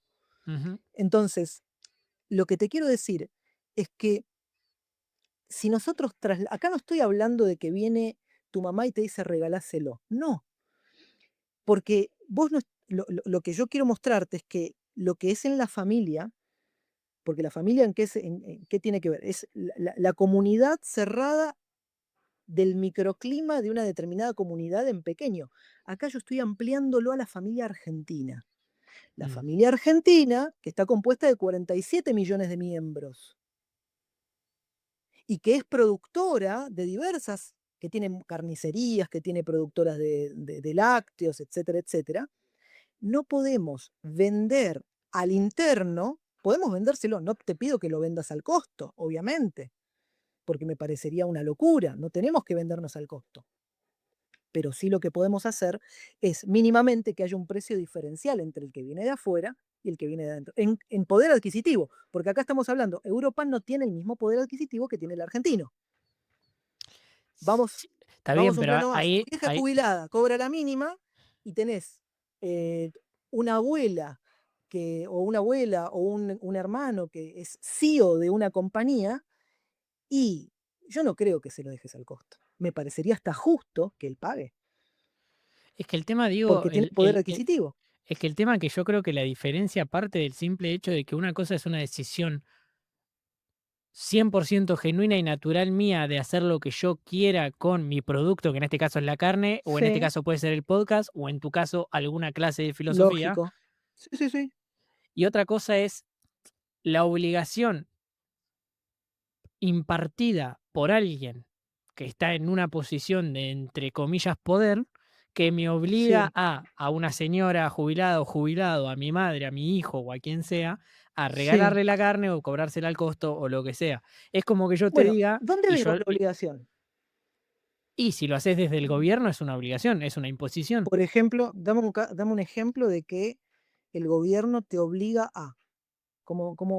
Quiero poder entenderte. Y, por ejemplo, si te cobra ciertas cuestiones de la exportación o si no te permite hacer entrar o salir cosas que faciliten tu producción a nivel nacional, es una cierta obligación. No te está diciendo no vendas Ujú, afuera, vende acá adentro, pero es como en el COVID. No puedes ir a ningún lado si no estás vacunado y te están medio obligando a vacunarte, básicamente. Sin meterlo en ujú. el COVID, fue un ejemplo, Sí, prefiero sí, seguir sí, por el sí. lado de la Ok, carne. ok. Bueno, eso es una decisión política que la tiene hasta Trump la tiene, ¿eh? No, no, es Te que, está obligando a pero que yo no, a pero que no yo no estoy ingrese. defendiendo, pero yo no estoy defendiendo a Donald Trump. Yo lo que te estoy diciendo es dónde veo la diferencia sustancial de todo es en una cosa, una decisión genuina mía de hacer lo que yo Sí, quiera con mi producto, por ejemplo, mis clases de filosofía siendo vos, y sí, otra sí, sí, cosa sí. es que venga impuesto por otra parte. ¿Por qué? Estoy de acuerdo. La Porque pregunta además es ¿por yo qué no. se impone? ¿Por qué se debería imponer y no se debería dejar a la decisión genuina? Porque si se dejase a la decisión genuina, muy probablemente no se le daría ese precio diferencial o no todos darían ese precio diferencial que el gobernante quiere. ¿Y cuáles serían las consecuencias de no hacerlo? ¿Para el gobernante o para el carnicero o para quién? Para el pueblo. Un precio de la carne al un precio de la carne un poquito más elevado. Pero, ya sé a dónde vas, con la diferenciación de que muy probablemente sea que haya carne en el largo plazo, a un precio diferenciado a largo plazo, y la Argentina lo ha vivido en los últimos años, el ¿Por resultado qué, final por qué es el largo, sin por qué el carne. largo plazo? ¿Por qué el largo plazo? Y, por ejemplo, cuando vos haces una cuestión de paquete de leyes para ciertos precios Mm, cuidados o impones ciertas sí, reglas en los precios, etcétera, etcétera, etcétera, sí, el resultado al mediano y largo plazo es el sí. desabastecimiento. El desabastecimiento. Ok. Sí.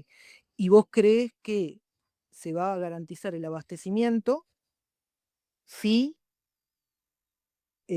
no existirían esas políticas y por ende el comerciante decide poner el precio, se libera el precio y lo pone al precio que quiere? Sí, por una cuestión de que el comerciante pone el precio, que en realidad no es lo pone él, sino el precio se lo pone el que lo compra, porque si no te lo compra nadie, el precio no va a ser el que vos quieras, sino la carne.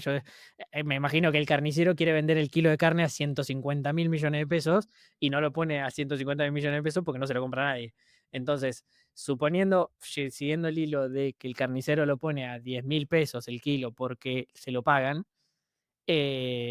sí, claramente sí. Si lo sigue vendiendo es porque le da un rédito económico suficiente.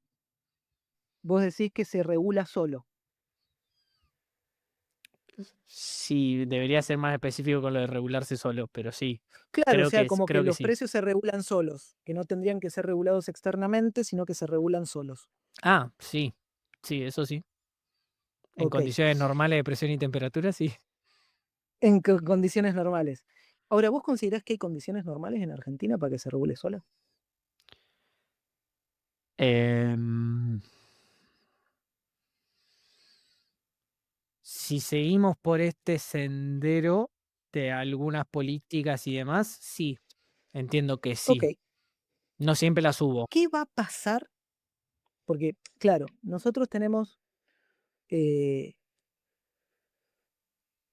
jubilados que cobran alrededor de los 300.000 pesos, Ujú. que ya no tienen regulaciones en los medicamentos, ya no se les dan más los medicamentos de PAMI, eh, donde ya no tienen subsidios para ciertas cosas que antes sí los tenían. Hoy el jubilado consume medicamento y consume alimento, más medicamento que alimento, y donde ya no le alcanza, básicamente, y justamente no le alcanza, y por esa razón se ha aumentado también la edad jubilatoria en gran medida, porque bueno, de alguna forma el jubilado también tiene que vivir y tiene que salir a trabajar y no le va a alcanzar con lo que le da básicamente el Estado.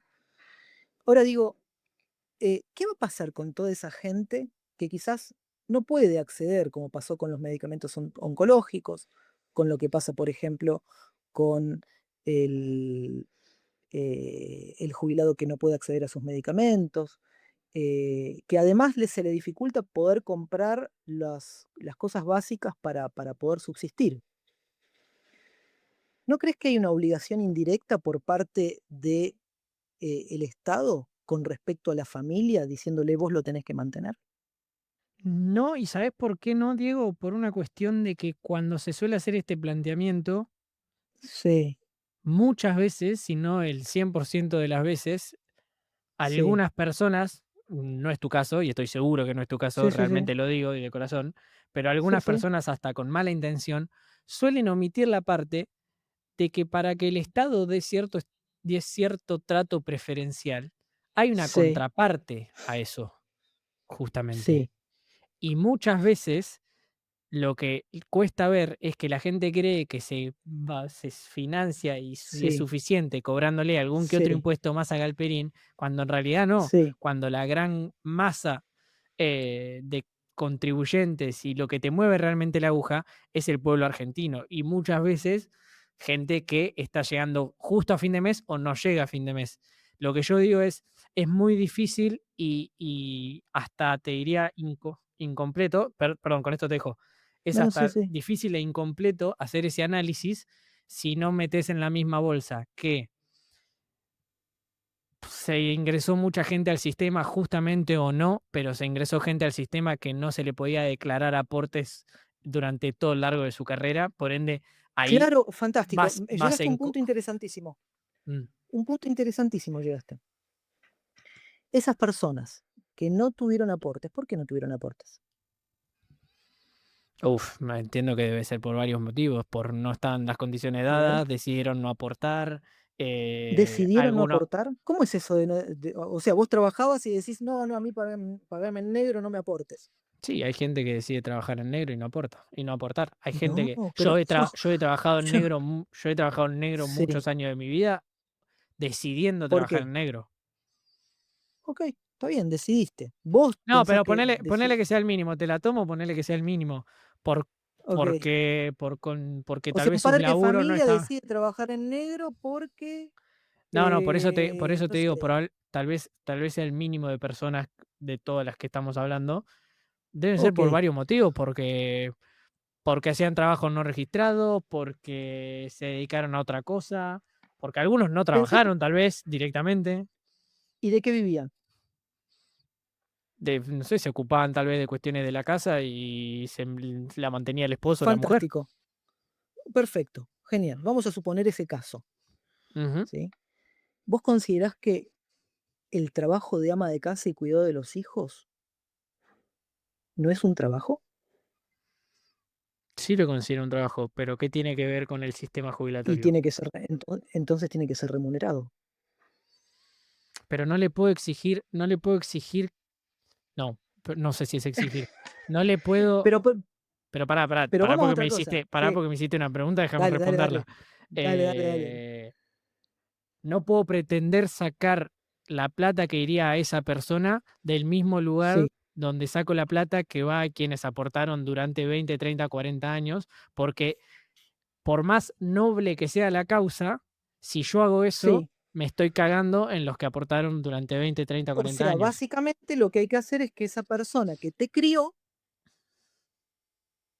no cobre la jubilación y básicamente se cague de hambre.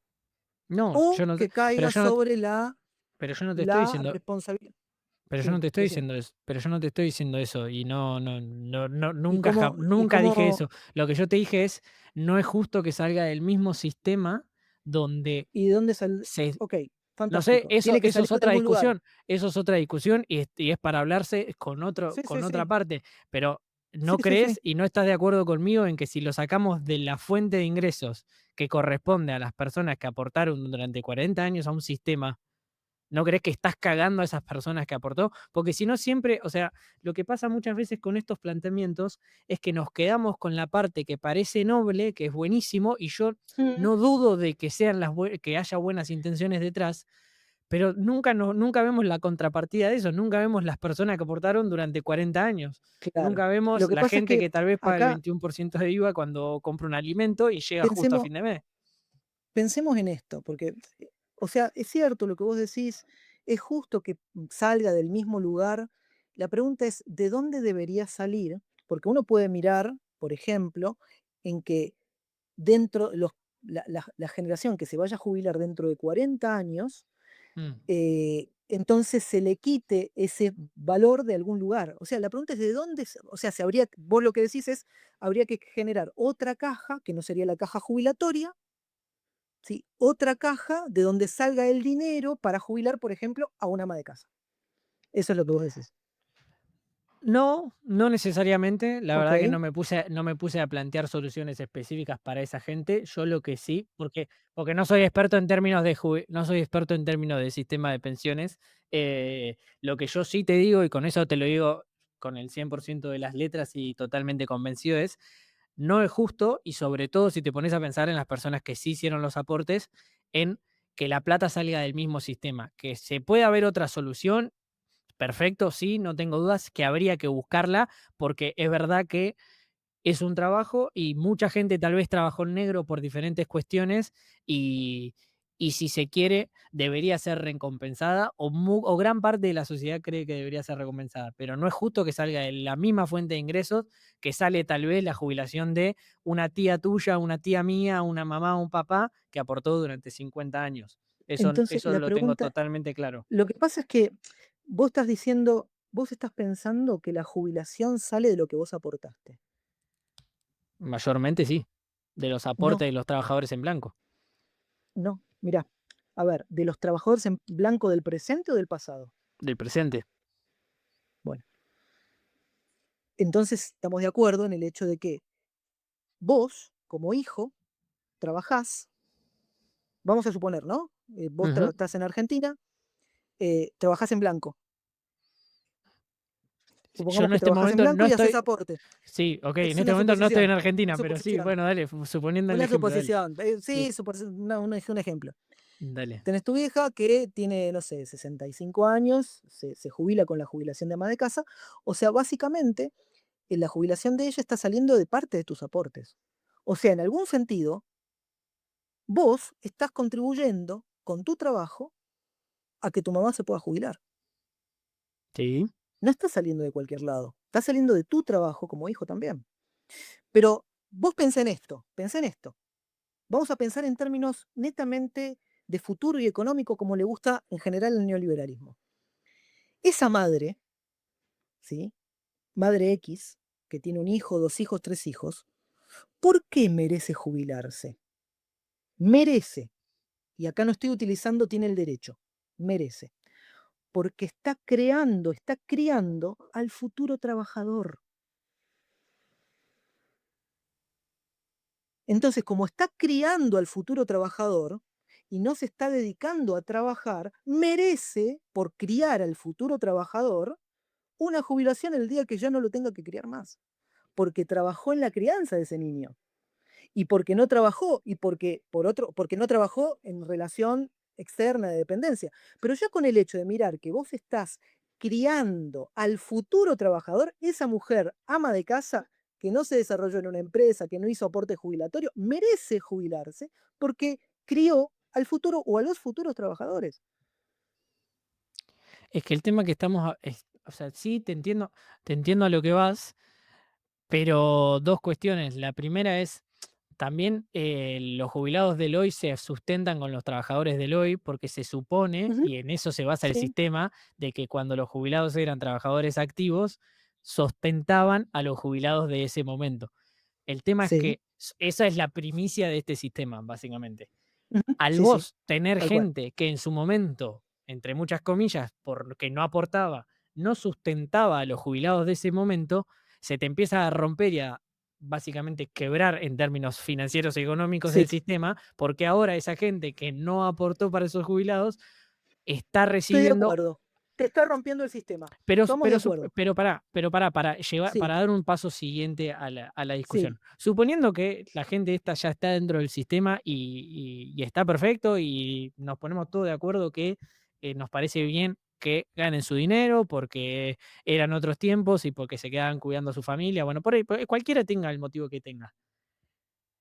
¿No te parece, por ejemplo, yendo a un tema que está en boga de todos hoy por hoy, Sí. no te parece que una solución, sobre todo basado en que el sistema sobrevive de los aportes de los trabajadores en blanco, puede ser una reforma laboral que aumente la masa laboral en blanco de la gente? En principio, ya hay una reforma laboral, ya se hizo una reforma laboral y eso no necesariamente aumentó la masa crítica de trabajadores que aportaron, de contratación, no, no, Mm. no, de hecho bajó la contratación, eso por un lado. ¿Pero en Eh, qué se basaba esa de todas reforma maneras, laboral? quiero, y la reforma laboral que hizo Milei la última vez, o sea, mm, ¿Cuál? hay La una verdad que no la reforma, tengo, no la tengo sí, presente para que la buscamos de bueno, última. hizo una reforma, hay una reforma, un paquete de reformas. ¿Sí? Obviamente hay cosas que se le permitieron y cosas que no, pero hubo una pequeña reforma. Ahora, por ejemplo, el tema de que ahora el periodo de prueba, una era el periodo de prueba se extiende de 3 a 8 meses. Esa es una de las parte del paquete de reforma. No hay pruebas de que eso haya aumentado la cantidad de personas que hayan sido tomadas. No lo prueba. Pero amén de eso, y volviendo un poquito al tema anterior, porque vos fijate qué interesante, ¿no? Cuando nosotros entendemos que el ama de casa que crió hijos, tuvo dos trabajos en realidad. En principio crió hijos que van a ser los futuros trabajadores, con lo cual el mercado se va a beneficiar de los hijos que ella crió, sino que además se está beneficiando del cuidado que le dispensa a su marido, que sí tiene un trabajo en blanco y que sale a trabajar para el sistema. ¿Por qué? Porque el marido llega y tiene las cosas limpias, la casa, sus pertenencias o lo que fuese, la comida. No tiene que prepararse la comida y demás. Entonces hay un doble beneficio. Un beneficio para el presente, para su marido, y un beneficio para el futuro, que es la crianza del futuro trabajador. Entonces, desde ese lugar ya no hablemos de derechos, hablemos simplemente en los términos que el neoliberalismo le encanta, que es la meritocracia. Merece, ¿sí? Se ha ganado el derecho a tener una jubilación. Pero acá viene la otra cuestión, que vos decías muy bien y tenés mucha razón, de que si le estamos regalando, vamos a suponer, saquemos a las amas de casa bajo esta idea de la ecuación, porque lo entendemos de esta manera, porque lo entendemos como que está criando al futuro trabajador, entonces la corremos de la ecuación. Nos quedan los trabajadores que se han jubilado sin aportes. Por ejemplo, eh, personal doméstico. personal doméstico que nunca ha aportado. Y acá viene la otra cuestión importante, porque cuando nosotros decimos, vos no te podés jubilar porque no aportaste, nos estamos olvidando que el aporte no lo tiene que hacer el trabajador, sino que lo tiene que hacer el empleador. Entonces, estamos cargándole la responsabilidad al trabajador de lo que era una responsabilidad del empleador de hacer. Al empleador no lo estamos tocando, lo estamos tocando al trabajador. Entonces, ¿qué es lo que hace una política de justicia social? Le va a tocar el bolsillo a las organizaciones, a las empresas, con el impuesto. ¿Para qué? Para compensar también. ¿Por qué? Porque el aporte que nos hizo en su momento se tiene que hacer en otro momento, de algún lado tiene que salir eso, no se puede inventar. Obviamente que el hecho de que algo no sea suficiente y que sea factible de mejoras no significa necesariamente que no haya que darlo, o no haya que hacerlo, o no haya que mejorarlo. Hay muchas cosas que se pueden mejorar. Digo, ¿y Ahora, no el hecho crees de que algo que no funcione como nos gustaría que funcione, no significa que haya que quitarlo. y no crees que se menosprecia en cierto punto al laburante, en este Sí, caso la ama de casa, ¿no? O sí, servicio doméstico, ¿no? Ama de sí, casa no, justamente servicio doméstico. ¿No crees que sí. se la menosprecia en ese sentido? ¿No crees que se la pone en un lugar de incapaz? Incapaz de hablar con su empleador, incapaz de parte de su ingreso ahorrárselo y ir de a poquito armando su propia jubilación. ¿No crees que Hay, muchas veces queriendo en o no, principio, malintencionado o sí, no, no crees que se sí. la menosprecia? No, en principio no, porque estamos hablando de relaciones de poder. No nos olvidemos que hay una relación de asimetría entre el empleador y el empleado. Entonces, en el momento en que vos te pones a negociar, ningún empleador te dice, sí, sentate acá que vamos a ver cómo te podemos blanquear.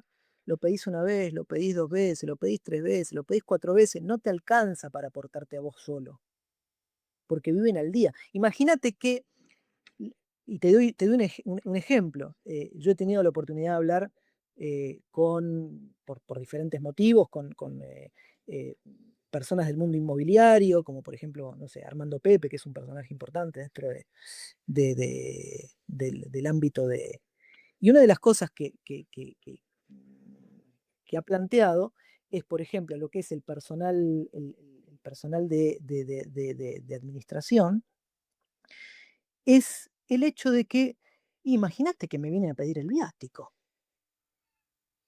Y digo, claro, te vienen a pedir el viático porque no le alcanza, porque el cálculo de su sueldo estaba fantástico hasta hace 2 años atrás, pero ahora el viático aumentó.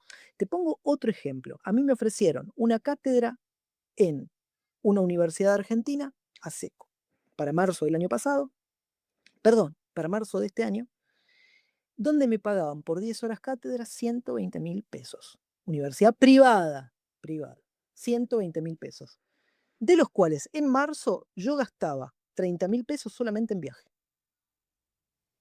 O sea, imagínate ahora, una empleada doméstica que cobra 5.000 pesos la hora, donde la cantidad de horas que hace la empleada doméstica no superan las 2 o 3 horas, porque nadie quiere más de ese tiempo, generalmente, o se les hace mucho, o hay muy pocas personas que pueden pagar más cantidad de horas, donde esa persona se tiene que hacer 2 horas acá, después se tiene que ir a otro lugar, después se tiene que ir a otro lugar y después se tiene que ir a otro lugar, donde en todos esos lugares le regatean, le regatean sin darle ningún tipo de seguro, donde le pueden robar en el camino y nadie se hace cargo, donde se puede tener un accidente y nadie se hace cargo, donde eh, tiene que solventar, porque encima cuando traslada los costos al empleador, el empleador dice, bueno, está bien, me aumentás a 6.000, pero no vengas 3, vení 2.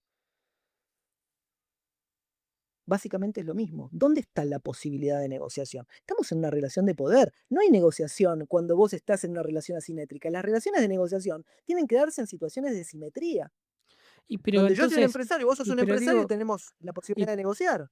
pero digo, con esa mentalidad entonces no se puede negociar en ningún momento, porque yo como empleado, Anda, escúchame, saca sí, el servicio doméstico, una persona sí, empleada en una empresa o en un emprendimiento o en lo que sea, cuando va a hablar con su jefe, es lo mismo.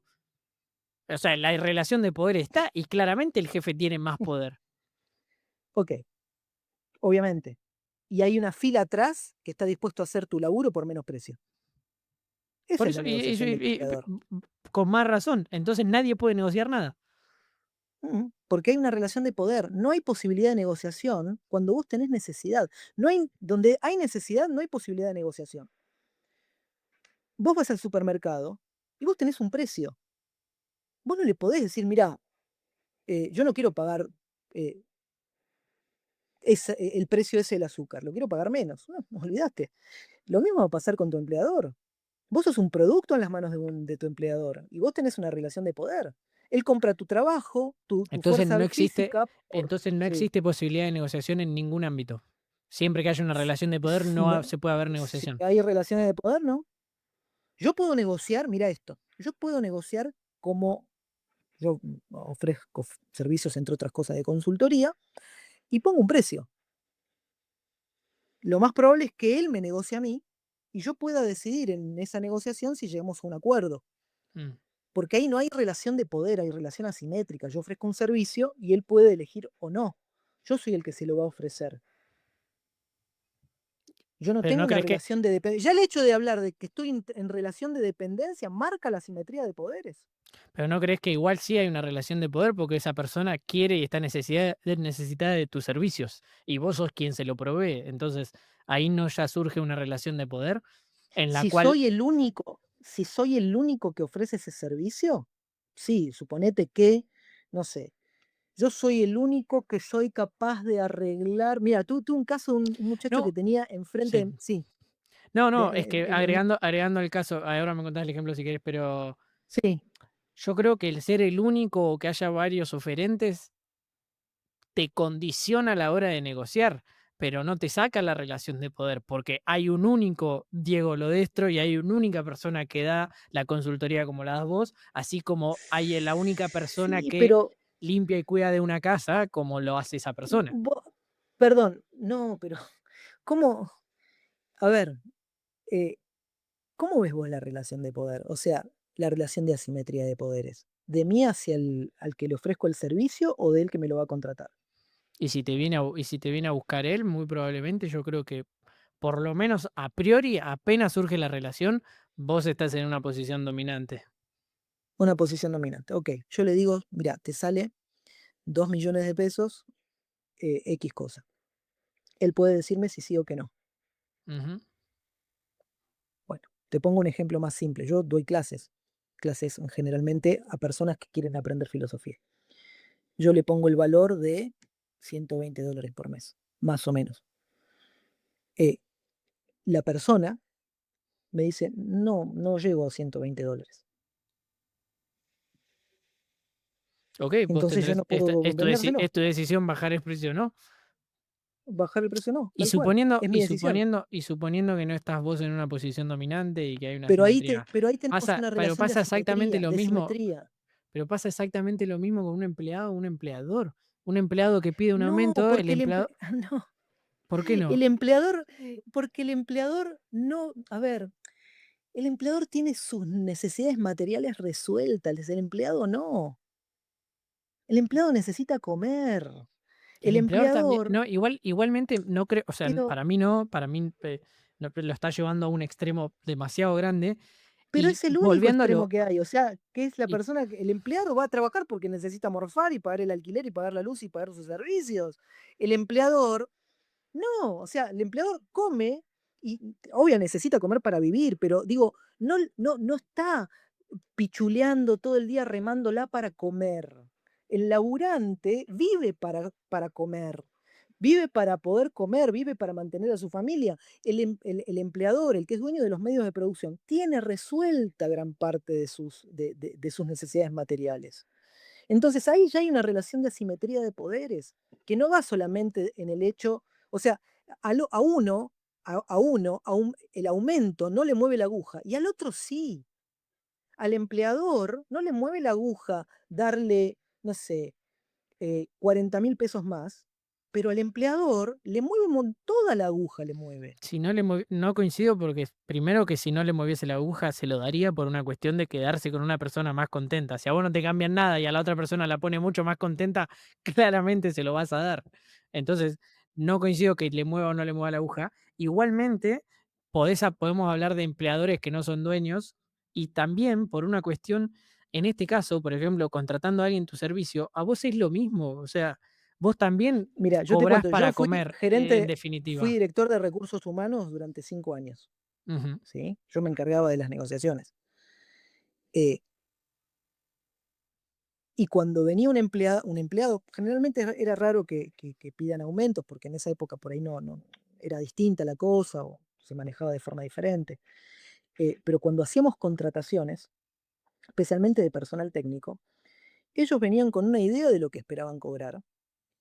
eh, y mi empleador, o sea, que estaba por encima mío, el que me daba los ok, me ponía el monto que iba a pagar de máxima. No había forma de superar eso. Entonces, ¿yo qué buscaba?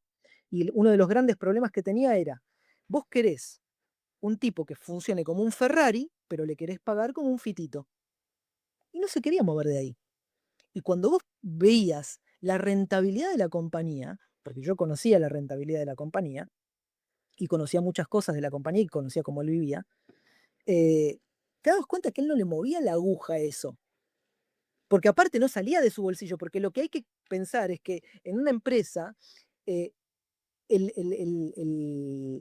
dueño de la empresa no pone de su bolsillo para pagarle al empleado, no pone de su bolsillo, lo pone una razón social, el dinero, que sale de la rentabilidad, ya sea el, eh, de la empresa, pero no, el empleador no deja de comer por eso. El empleado sí. Y no es que, sí, porque, claro, el neoliberalismo generalmente, y el liberalismo también, plantea la idea de todos los empleados, todos los hombres son buenos hasta que se demuestre lo contrario, y por lo menos la izquierda dice, Ojo, no todos los hombres son buenos, hay egoísmo, y ese egoísmo es parte de lo que ha movido la economía a lo largo de la historia. Entonces, ahí está la cuestión. Eh, Nosotros pensamos y estamos convencidos porque es lo que nos ha demostrado la historia a lo largo del tiempo. Es decir, ¿cómo se hizo rica Europa? Y Europa se hizo rica a través de la trata de esclavos, eh, a través de el sometimiento de las poblaciones indígenas, a través de considerar a América Latina en gran medida un reservorio de mano de obra para Europa. Es decir, cuando nosotros dejamos de ver el plano histórico, también empezamos a perder un poco del plano de lo que pasa a nivel local. Entonces, volvemos a la pregunta, cómo migra la riqueza en determinados gobiernos y hacia dónde se dirige? ¿Se redistribuye la riqueza o se concentra en un plano? Creo que ahí está la cuestión. Sí, sí, es que el tema es que yo creo que ahí no estaremos coincidiendo seguramente No, y en... está bien, y no tenemos por No, qué, digamos. no, pero no estaremos coincidiendo seguramente en la confianza que sentimos en ciertos números. ¿A qué voy con esto? Yo no tengo por qué, que en definitiva creo que es lo que uno se debería preguntar, no tengo argumentos por los cuales debería negar o refutar los números de pobreza. Son números de pobreza que los da el mismo índice o el mismo organización que los dio siempre, no dudaba en su momento, no duda ahora. Mucha parte de la oposición tampoco duda, te cuestiona un poquito más un número o un otro, pero muchos te dicen que bajó, entonces eso también me da hasta un poco más de seguridad y digo, ok, el Estado o el gobierno que decía de venir a redistribuir, midiendo siempre bajo el mismo índice, hizo que ese número aumentase, es decir, los pobres aumentasen. Un gobierno que te dice que no viene a redistribuir, bien, dice un montón de cosas, pero no se basa en la redistribución, midiendo las cosas de la misma manera con el mismo número, hace que ese número baje, aceptado hasta incluso Claro. por la oposición. Y Entonces ahora, yo digo, me parece bien lo que decís. Vamos a darte como válido que los números bajaron. Ujú. La pregunta es, ¿cómo se hace el cálculo? Porque yo lo que dudo no es tanto de los números, yo dudo del cálculo. Ok. Te doy un ejemplo, te doy un ejemplo. Si yo gano 100 y vos ganás 200, o vamos a hacerla mejor, yo gano 100 y vos ganás 200, y dentro de un mes yo sigo ganando 100 y ahora vos ganás 4000. Ujú. En los números, vos y yo estamos ganando 2050 cada uno, siendo No, que vos pero te la hiciste pobre, más rico, yo permanecí igual. pero la pobreza no se divide en ese, o sea, no. Te estoy No, está bien. No, no, no está bien. y Pensé cómo que lo se estabas calcula? atando. Y pero no se divide por lo de que gana lo que gana el país y se divide por 47 Yo te millones. pu te puse yo te puse un ejemplo, no, ya sé que no. Claro, no, Yo por te eso puse un no ejemplo, entendí bien a qué ibas con el ejemplo, tal vez. no, claro, porque te estaba diciendo que yo no dudo de los números, no dudo de que haya este concepto, yo dudo de cómo se está midiendo para que den esos números. Mm. Hay que ver cómo se calcula, si es el cálculo tiene asidero, tendríamos que ponernos a investigar un poco eso, ¿no? Pero sí dudo del cálculo que se está haciendo. Porque, como te digo, o sea, yo puedo decir que hemos mejorado nuestro poder adquisitivo porque, claro, porque vos ganaste mucho más y yo ahora gano lo mismo, pero claro, en el promedio, obviamente, ha mejorado.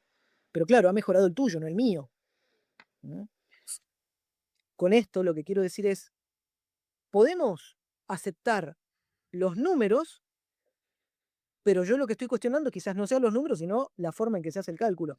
Y acá viene la cuestión, o sea, la canasta básica, donde tenemos una canasta básica de 1.175.000 pesos para vivir en Argentina. Una canasta básica de 1.175.000 pesos, donde el salario promedio es de 800 de una persona. ¿Vos me podés explicar de qué forma bajó la pobreza?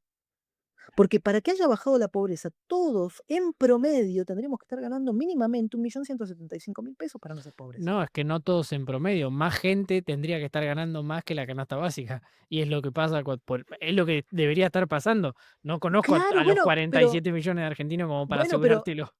ahí está el punto. O sea, yo lo que te quiero decir es, por eso vuelvo al ejemplo de vos ganás 4.000 y yo gano 100. Vos decís, no, la pobreza no se calcula. No, no se calcula así.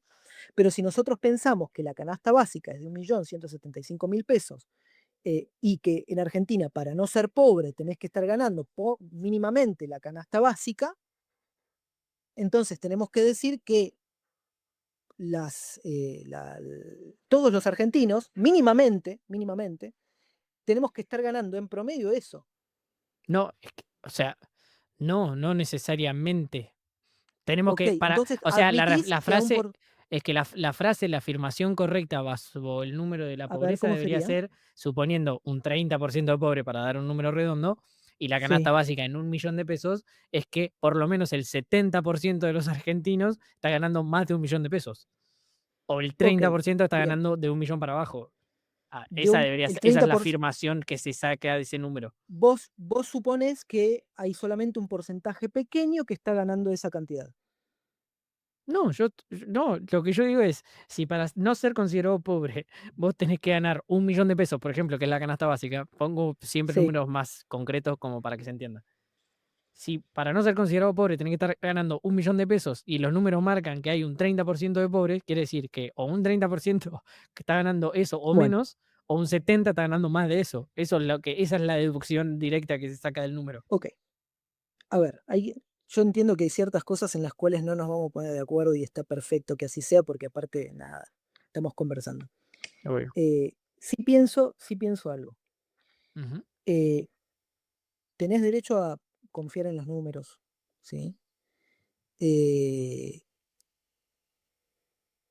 por lo menos date el lujo de desconfiar del cálculo. Esto es una invitación y no es para convencerte.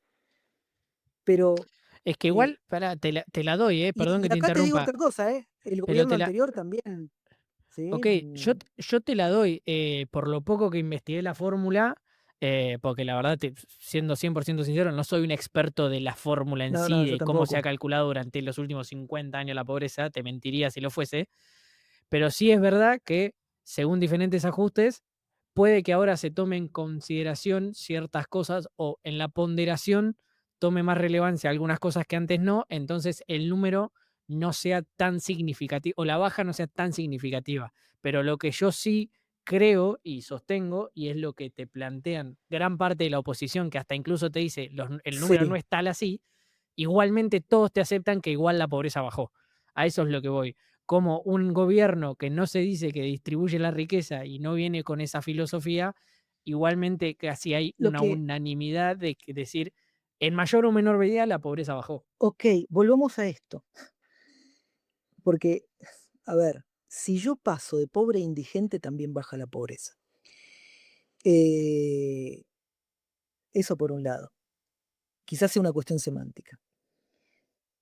Pero ¿cómo podemos calcular que la pobreza bajó si aumentó, si todo ha aumentado menos los salarios? O sea, ¿cómo? O sea, ¿cómo es que la pobreza bajó si aumentó todo menos el salario básico de un individuo? O sea, ahí es ahí donde yo no digo, ok, hay algo que está mal, hay algo que me hace dudar, porque si tenemos más desempleados, aumentó el desempleo como aumentó, decimos que bajó la pobreza, hay algo que no nos tiene que cerrar. Mm. Si aumentó el desempleo, no puede ser que haya bajado la pobreza, por lógica.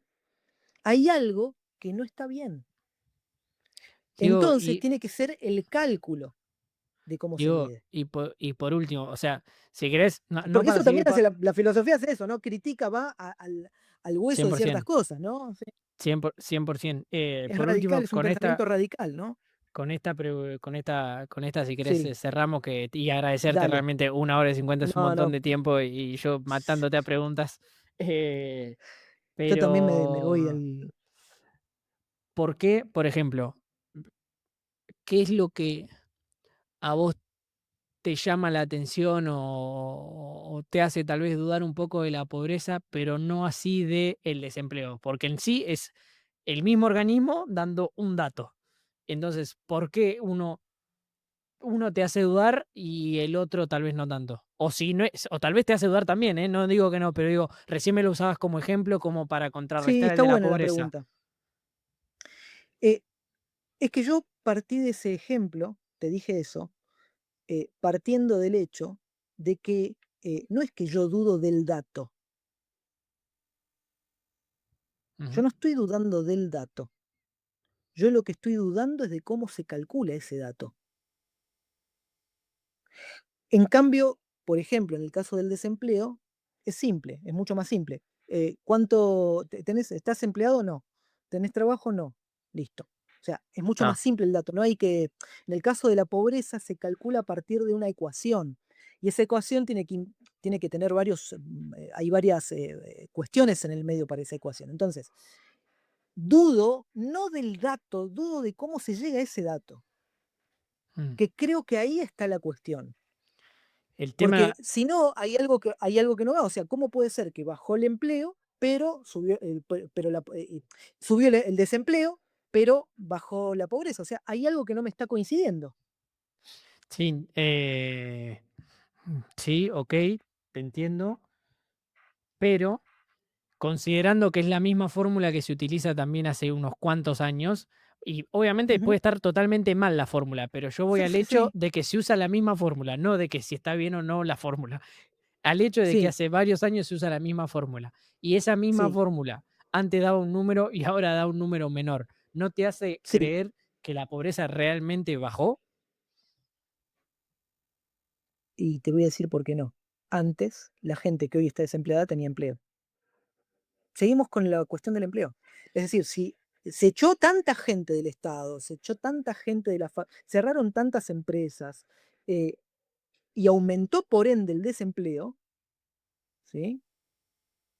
Y aumentó el desempleo, eh, esa misma gente, hace años atrás, estaba desempleada. Entonces, ahí el cálculo de la pobreza podría seguir estando mal, pero había gente que tenía empleo. Mm. Entonces, yo lo que estoy cuestionando es, ojo, estamos haciendo un cálculo extraño, hay algo mal acá, hay algo que me hace desconfiar, que me huele mal, porque no puede ser que la pobreza haya bajado cuando subió el desempleo. Hay algo que no va, hay algo que no cierra. Entonces, en eso que no cierra es donde a mí me hace pensar que o estamos haciendo un mal cálculo o se está calculando de forma eh, inadecuada a los tiempos en que estamos viviendo, no lo sé, habría que verlo un poco mejor, pero si ya el hecho de que suba el desempleo y baje la pobreza, hay algo acá que me hace ruido, por lo menos me hace ruido. ¿Está Que vos bien? decís, ¿y por qué antes no? Antes no me hacía ruido, ¿por qué? Que no digo que el cálculo siga estando, que estaba bien antes y ahora no, ¿eh? Quizás el cálculo siempre estuvo mal. La diferencia, ¿por qué no me hacía ruido? Y porque había empleo. El cálculo fue el mismo en el 2007, pero ¿qué pasaba? Había empleo, había productividad. Podemos estar de acuerdo o no con las políticas kirchneristas, lo que quieras, está fantástico. Yo soy de izquierda, lo recontra critico, pero ¿qué pasa? Había empleo. Entonces no tenía por qué dudar de cómo se calculaba la pobreza. ¿Por qué? Porque no había nada que me haga ruido. Había empleo y los índices de pobreza eran bajos o eran mínimos o eran diferentes.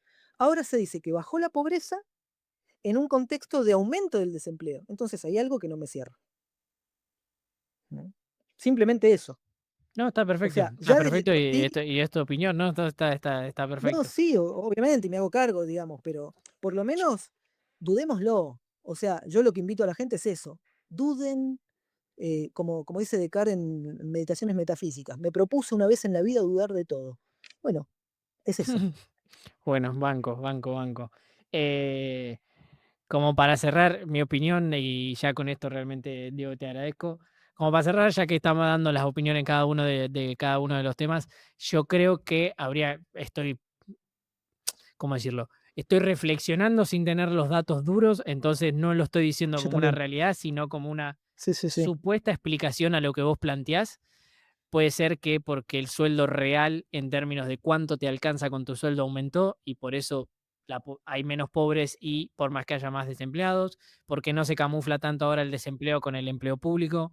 Bueno, son cosas, cuestiones que me surgen como para ver si se explicaría Sí, sí, para justamente revisarlo. esta ilógica relación entre el desempleo y la pobreza que vos planteás, que obviamente es ilógica, o sea, a priori si se aumenta el desempleo debería haber más pobres y si no los hay es o porque los números están raros o porque puede llegar a pasar una de las cosas que te comento. Pero bueno, sin más, Diego, 1 hora y 56, si no me fallan los cálculos. El capítulo Sí. más largo y sin lugar a dudas uno de los que más disfruté. Un placer realmente, Bueno, Diego, agradecerte, espero. agradecerte. Sí, sí, cómo no, cómo Yo, no. yo, yo también la verdad que lo agradezco y me encanta que haya surgido. Hemos hablado de todo, hemos hablado de Mm, filosofía, hemos hablado de... A ver, es la madre de todas las ciencias, ¿no? Y en ese sentido también hemos abarcado muchos otros ámbitos. Eh, Nada, es un momento coyuntural. mm. Argentina hoy es un momento coyuntural eh, y lamentablemente no nos podemos, o quizás no lamentablemente, pero es muy difícil hablar de cuestiones más etéreas, más metafísicas, cuando hay cuestiones tan materiales involucradas. Entonces, si el pensamiento, si el filósofo no está al servicio de la coyuntura, entonces el filósofo está haciendo autoayuda. Eh, creo que ahí está haciendo filosofía barata. Yo creo que el filósofo tiene que estar al servicio de la coyuntura. Discutirla, por lo menos disentir, por lo menos repensarlo, por lo menos dudar.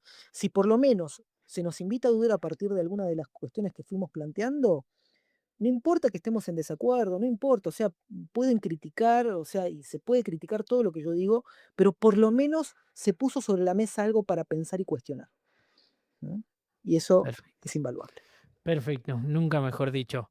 A todos, si llegaron hasta acá, me imagino que les gustó el capítulo, así que los invito a suscribirse, que no cuesta nada, no cambia nada, es un botón acá abajo. YouTube no se modifica en nada, no les muestra notificaciones nuevas y a nosotros, a mí en particular, me acerca un pasito más a poder vivir de esto, que es mi gran sueño y es lo que yo creo que me va a ayudar a cumplir el sentido de mi vida, conectándolo un poco a lo que Está hablábamos muy antes. bueno, está muy bueno. Muchas gracias a todos, especial a vos, Diego, y bueno, nos vemos la próxima.